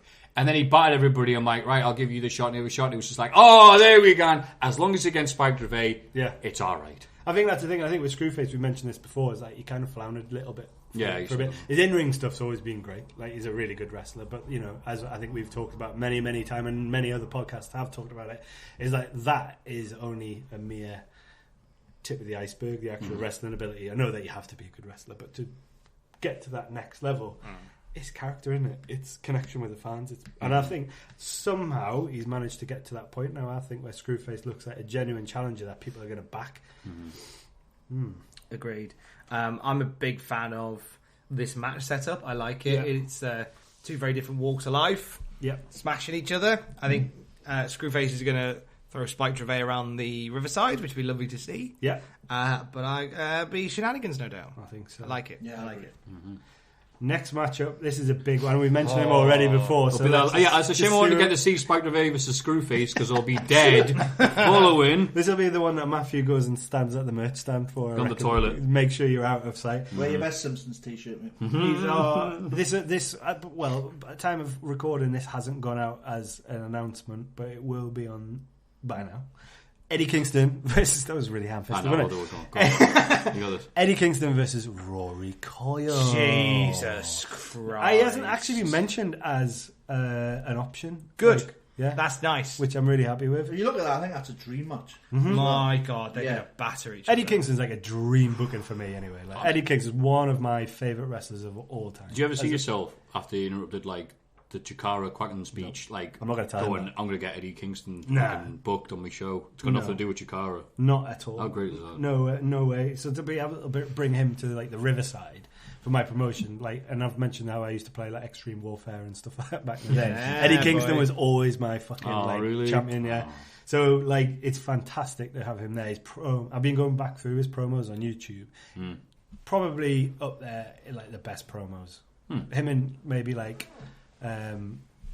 Larry Sweeney. I was about to say him as well. First guy that came into mind. Yeah. Like them two. Just seeing them two, like back in the day before it was like wrestling was so accessible. Seeing those two back in the day and like promos just popping up on YouTube, you know, even like 10 years ago, or just seeing promos here and there on videos and compilation DVDs and stuff like that. Yeah, this is going to be a special moment. I am a little bit scared of Eddie Kingston, but especially after that. He's not going to be fucking scary. Just tell him to come anytime he's feeling bad, just go find Maffew. That's true. It'll make you feel better. But I think Eddie Kingston versus Rory Coyle, for me personally, that's a really nice match. That's something you could like. And I'm always an advocate for the belt goes on last. Yeah. But you could put that on last, almost. But that's your decision to make. Yeah. I think the belt always goes on last for me. Yeah, I belt think on be the WrestleMania X8 of North shows. Then. Yeah, you've got to put the belt on last, I think. Like, I think that will probably close the first half, I would say. First half main. But yeah, I think, you know, and to have Rory up against... I know Rory Coyle's a massive fan of Eddie Kingston. You can see it in Rory Coyle's promos that he's obviously being influenced by him. So it's just fuck a lot. Yeah, exactly. So next match we've got Little Miss Roxy back from Germany. Get in. She's been storming it in VXV. So fucking happy for her. Yeah, she deserves that, I think. Like, versus kind of someone who just burst onto the scene. Yeah, right. Danny Luna. Jesus. Debuting on the show. I'm really excited to see that. She's done a bit on NXT UK, that I've seen, which is great. I saw her powerbombing Kanji through the stage at a show. Wow. She's a beast. Yeah, she is. I'm excited for this. Yeah. I think these wrestlers who are like, 15 or whatever, just out of nowhere. They're born ready. Born in tights, ready. That's one of the hardest things to get as a wrestler is like to actually look like a wrestler. You know what I mean? Like and get your feet right and like make everything look realistic. That's like what you work to get to. Some people, like 15 years, like say like someone like, I don't know, like a Pete Dunne or a Robbie X. Those type of guys who was like, I think you were supposed to do this, weren't you? Like, this was the thing that you were supposed to do. And I think she seems like she's one of them. So I think, that's going to be an interesting one. Next up we've got Anti-Fun Police versus Gene Money! Yeah, Money's back. And Amir Jordan. Yeah. I'm excited. Gene Money and Amir Jordan as a tag team. It's going to be far too much fun. Well, obviously we met Gene like a couple of shows ago. And obviously Amir Jordan came back last show. And it was one of those things where I was like, has anyone ever put you two together in a team? I think they have. I believe they've already called themselves Halal Gammon, which makes me very happy. Now, what I will put in here is that Glenn Donnelly on the Facebook fan group said, is there any chance we'll see the introduction of tag team titles this year? There's some great tag teams in the company who would add a little extra spice to tag team matches. How dare you speak to the great Andrew Bowers like that? Stop asking me to spend money, is what I'm saying. Yeah. But Amir Jordan asked the same question on Twitter. So it is going to be one of those things where it's like, we've got the quality of tag team wrestling that we actually put on is pretty high. It would be nice. I think. Can we set up a GoFundMe for tag titles? I don't know. Is that that's fuck off? This is a British wrestling show. We'll have a raffle. That's true. Anyway, winner gets to buy tag team titles. If he was tuning me, I can't see that being anything other than great. Which one? All four of those men are going to have nothing but... I've never seen them have a bad match. That'll be a wonderful time. They'll be brilliant. And I think, they're all, dare I say it, fun as well. The crowd interaction from that's going to be... Yeah, considering I'm old enough to remember when Damien Dunn was just Damien Dunn. Yeah, it's fucking great. Best career reinvention since best career reinvention since Bray Wyatt into the. There's only one promotion where he's still Damien Dunn. Is he Southside? Shropshire Wrestling Alliance. Oh, is it really? Because he was like the Dunn brothers did loads of stuff around Shropshire Wrestling Alliance. Hell yeah. Around there, the Dunn brothers were big deals when they were on the way up. Yeah. And number one, Damien Dunn, became a big part of SWA. The first ever wrestler to walk through a North Wrestling curtain in the Riverside was Damien Dunn. Interrupted me right at the first at the start. Did a proper Brummy promos, shitting all over Newcastle. Nice. Yeah. As you should. That is, and then Liam Slater. Liam Lazarus came out. Or was Liam Slater at the time? Yeah. Nicely done. Next match. TK Cooper versus HT Drake. TK Cooper versus G Adams. On there, it says on there, I got that wrong. That's a typo. You looked at me. This is the art of the subtle nod. You looked at me. You pointed at me as if, and then at one point you went, "That's a typo. Don't stress on it." And at one point back, I went, "Fair cop." And then Matt went, "Oh, it's just G Adams here. He's botched. He's botched." Always looking for a fucking botch, isn't he? So it's Fraser Porter here. No. TK Cooper versus I'm going to Drake. say nothing. TK Cooper versus HT Drake. TK Cooper lost a few shows back where he lost the belt, didn't he? He lost his screw face. Yeah. Since then, he won with Chuck Mambo at the last show. So it'll be interesting to see whether he can keep that going. TK Cooper's super over at North, and he's fucking brilliant. So it'd be nice to see him get a bit of a head of steam. I think this match could possibly steal the show. Yeah, I think so. Wow. But I think with HT Drake as well, he's another one who's actually like under the radar. He's probably won quite a lot going into this. So it'll be interesting to see these two clash together. And they've not met each other in North before. I don't know if they've ever wrestled each other. I wouldn't have thought. Not that I'm aware of. No, I wouldn't have thought so. So I think that's a little sleeper match. Again, another one that we haven't announced yet. But Alex Henry and Liam Slater. Hey! Liam Slater, I think you're going to hear more from Liam Slater. I think last show with Liam Slater coming back, I think he's been bitten by the bug again. Get in! That's a lovely time. I've seen a little video that he might be putting out soon, and that kid's definitely got the passion back. I'm so fucking happy to have Liam Slater back. We're Such dead lucky to have him as well. So Alex Henry and Liam Slater versus Shreddy Breck and Connor Renshaw. So it'll be interesting to see how that one pans out, I reckon. Don't think there'll be any balcony dives this time, but we'll see. It's like basically there's two people in wrestling. The last person to get their arse out in wrestling a lot was a massive babyface. Teamed with Too Cool for years, ran over the Rock, and now Benji's doing it. So basically Benji is Rikishi. Getting his arse hair. No, his arse is a baby face. His face is a heel. His face is an arse. Is that what you're saying? Well, I think that'll be interesting because Shreddy Did you say Benji's arse is the face? Yeah. Benji's arse is a face, actually. The rest of his body's heel. Yeah. There we go. He's got a face Moving like an on. arse. So, yeah, the last show, Shreddy clocked Liam with a chair and took him out. He did indeed. So it'll be interesting to see how that pans. We've also got Alex. I think Alex Henry coming back was like not something that I would have seen a year ago. I'm ready Neither for of them, this to be be honest. Alexander Henry's year. Yeah, I am champing at the bit. But he's got that cash in for a title shot whenever he wants now. Yeah, I'm excited. I'm excited to see more. I want to see more. As in like money in the. You can use it how he pleases. Right. I like this match. There's obviously like stuff to deal with in this match, but after this, I want to see Alex Henry doing single stuff. Yeah. I want to see Alex Henry mixing it up with like some of the bigger names. I want to see Alex Henry, HT Drake by the end of the year. Yeah. I think And you know why that is? Because he's the class apart. The class apart. Yeah, look at that accent you do. You're absolute. You complete set of bastards. You. He's just turned into Melby. Yeah, I was going to say. you fucking. It's like I'm not covered as Mook. I'm Alex Henry. He's Primate. He's posh as folk. I'm common as Mook. Together we make a right odd couple. Look at me, Tim. I'm going to hit you with me bingo wings. What's the next match, Mr. Andrew Bowers?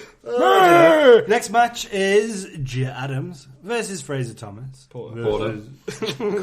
Versus Zeo Knox versus Mad Kurt. Mad. I'm excited to see Mad Kurt.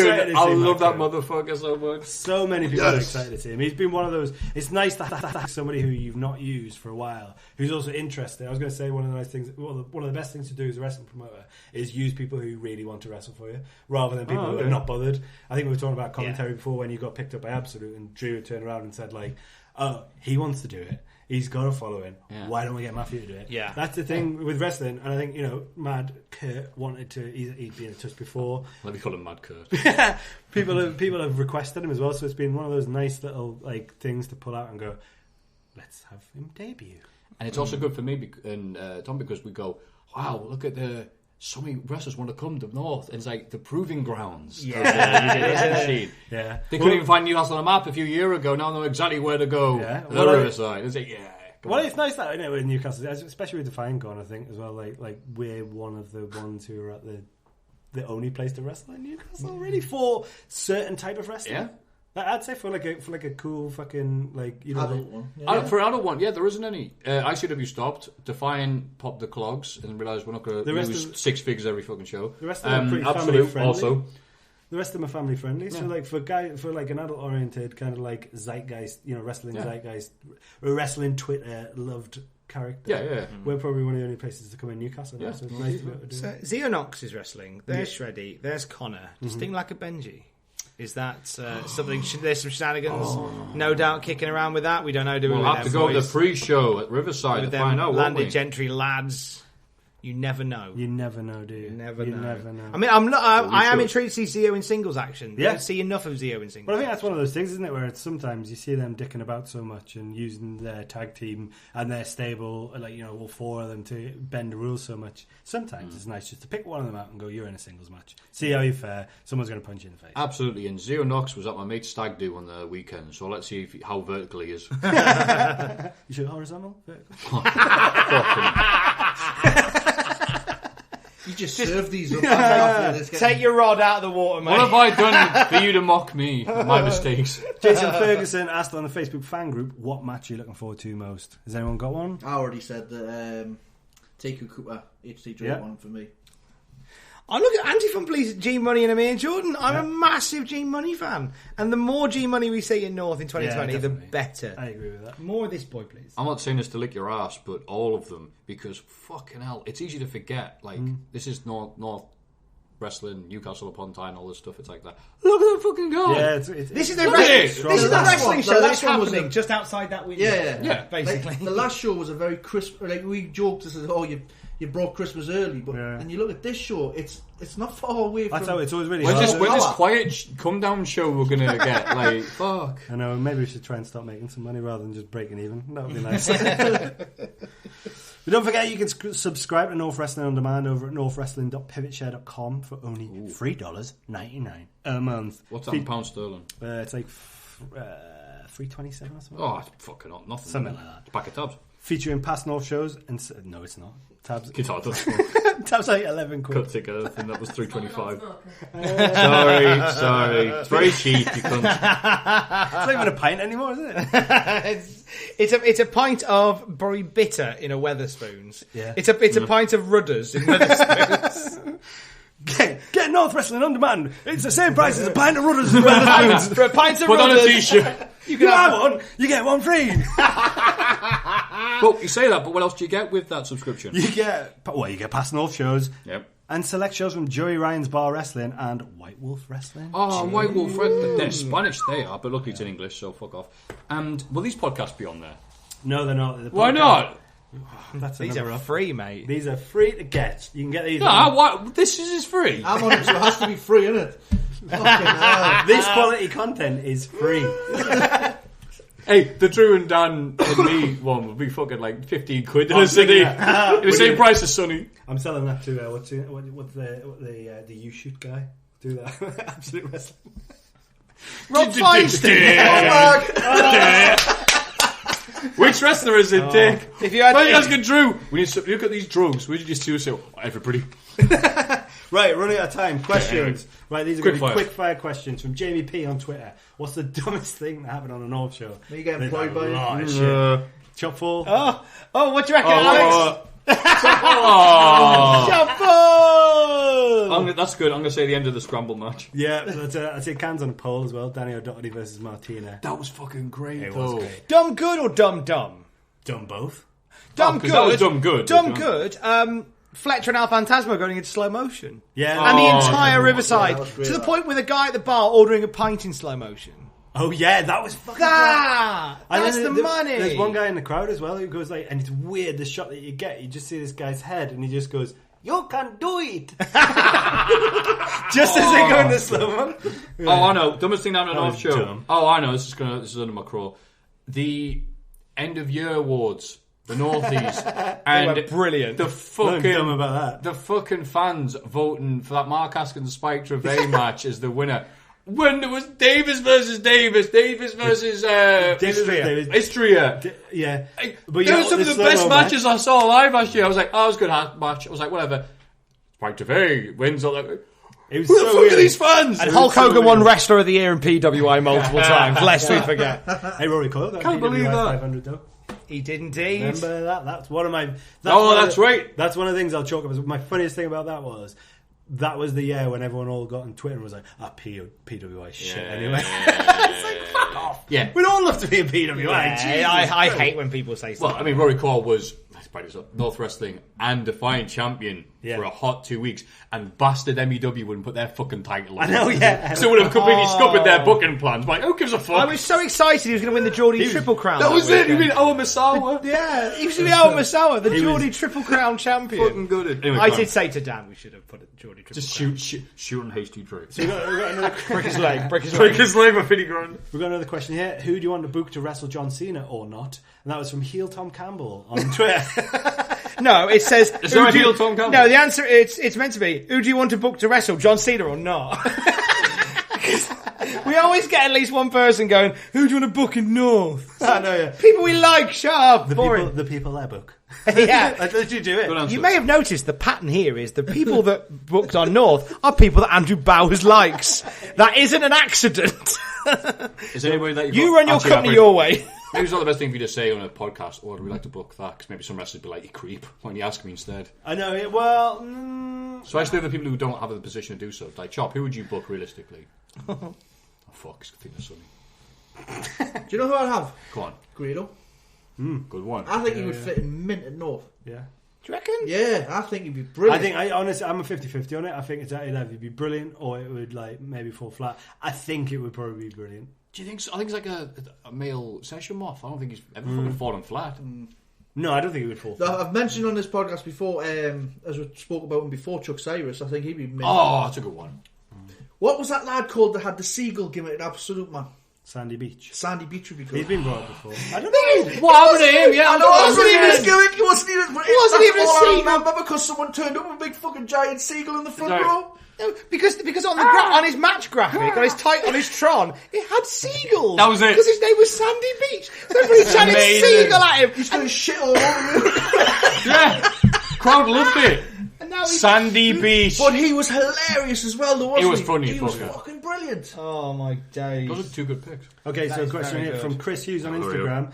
Since you got Eddie Kingston at the next show, is there any other imports that you book? No, here we go. As I told you, who are you booking, John Cena or not? Same every week. We've already said Josh and Liger, didn't we? No, Liger's coming. But then Adam Foster... I'm going to say which Josh and Lager's coming. Liger's on board. Josh and Lager will be there. I think this goes into the last question, though. Adam Foster on Instagram, familiar name, said, when are you booking Scott Steiner? Oh, Steiner versus Shreddy. Can you imagine? There's a 33.33% chance that match will be freaking brilliant. But the reason I wouldn't book Steiner is because it would make Shreddy look like a little weedy man, wouldn't it? Like if I booked Steiner's huge. Steiner coming out going, "You fat." Shreddy going, "No, I'm not." Primate actually did that too. Shreddy came out Yeah, he did. You're fat as fuck. I lost to that fat fuck. Which got a massive pop. That finished me up. Hey, look, he was gaining then. He's on a cycle. It's a gain cycle for That him. poor Bless motherfucker. him. Because I say this because I was drunk at the back going, you're fucking fat and shit. Because he was a bad guy. He's a bad guy. Last question. Indie Wrestling is Dead Day, which is today, is the same day as my birthday. It's Not a question, Trevor. No, we don't do shout-outs. Don't care. Happy birthday. Episode 5 is done. Deal. So you can find us at northwrestling.co.uk for merch and tickets. NCL.23 Heavier Than Air is February the 1st. It's a big Saturday again at Riverside, Newcastle. The Saturday after my birthday. Oh. Chucking that out there, friends. North Wrestling NCL. Oh, sorry. What? What? Question for the audience. Question from the exec producer? I was going to, you're not getting anything extra. You have your birthday and you'll be done. Oh, That's all the extra. Birthday bum. He's asking, where can we find us on Facebook and YouTube? North Wrestling NCL on Facebook and YouTube. North_NCL on Twitter and Instagram. Northwrestling.pivotshare.com to subscribe to our on-demand service. And Andrew at northwrestling.co.uk for any correspondence. Big thanks to Grapple Clothing, our sponsor. And to you, the North Faithful, we're out. Thank you very much. Ta-ra. Beautiful.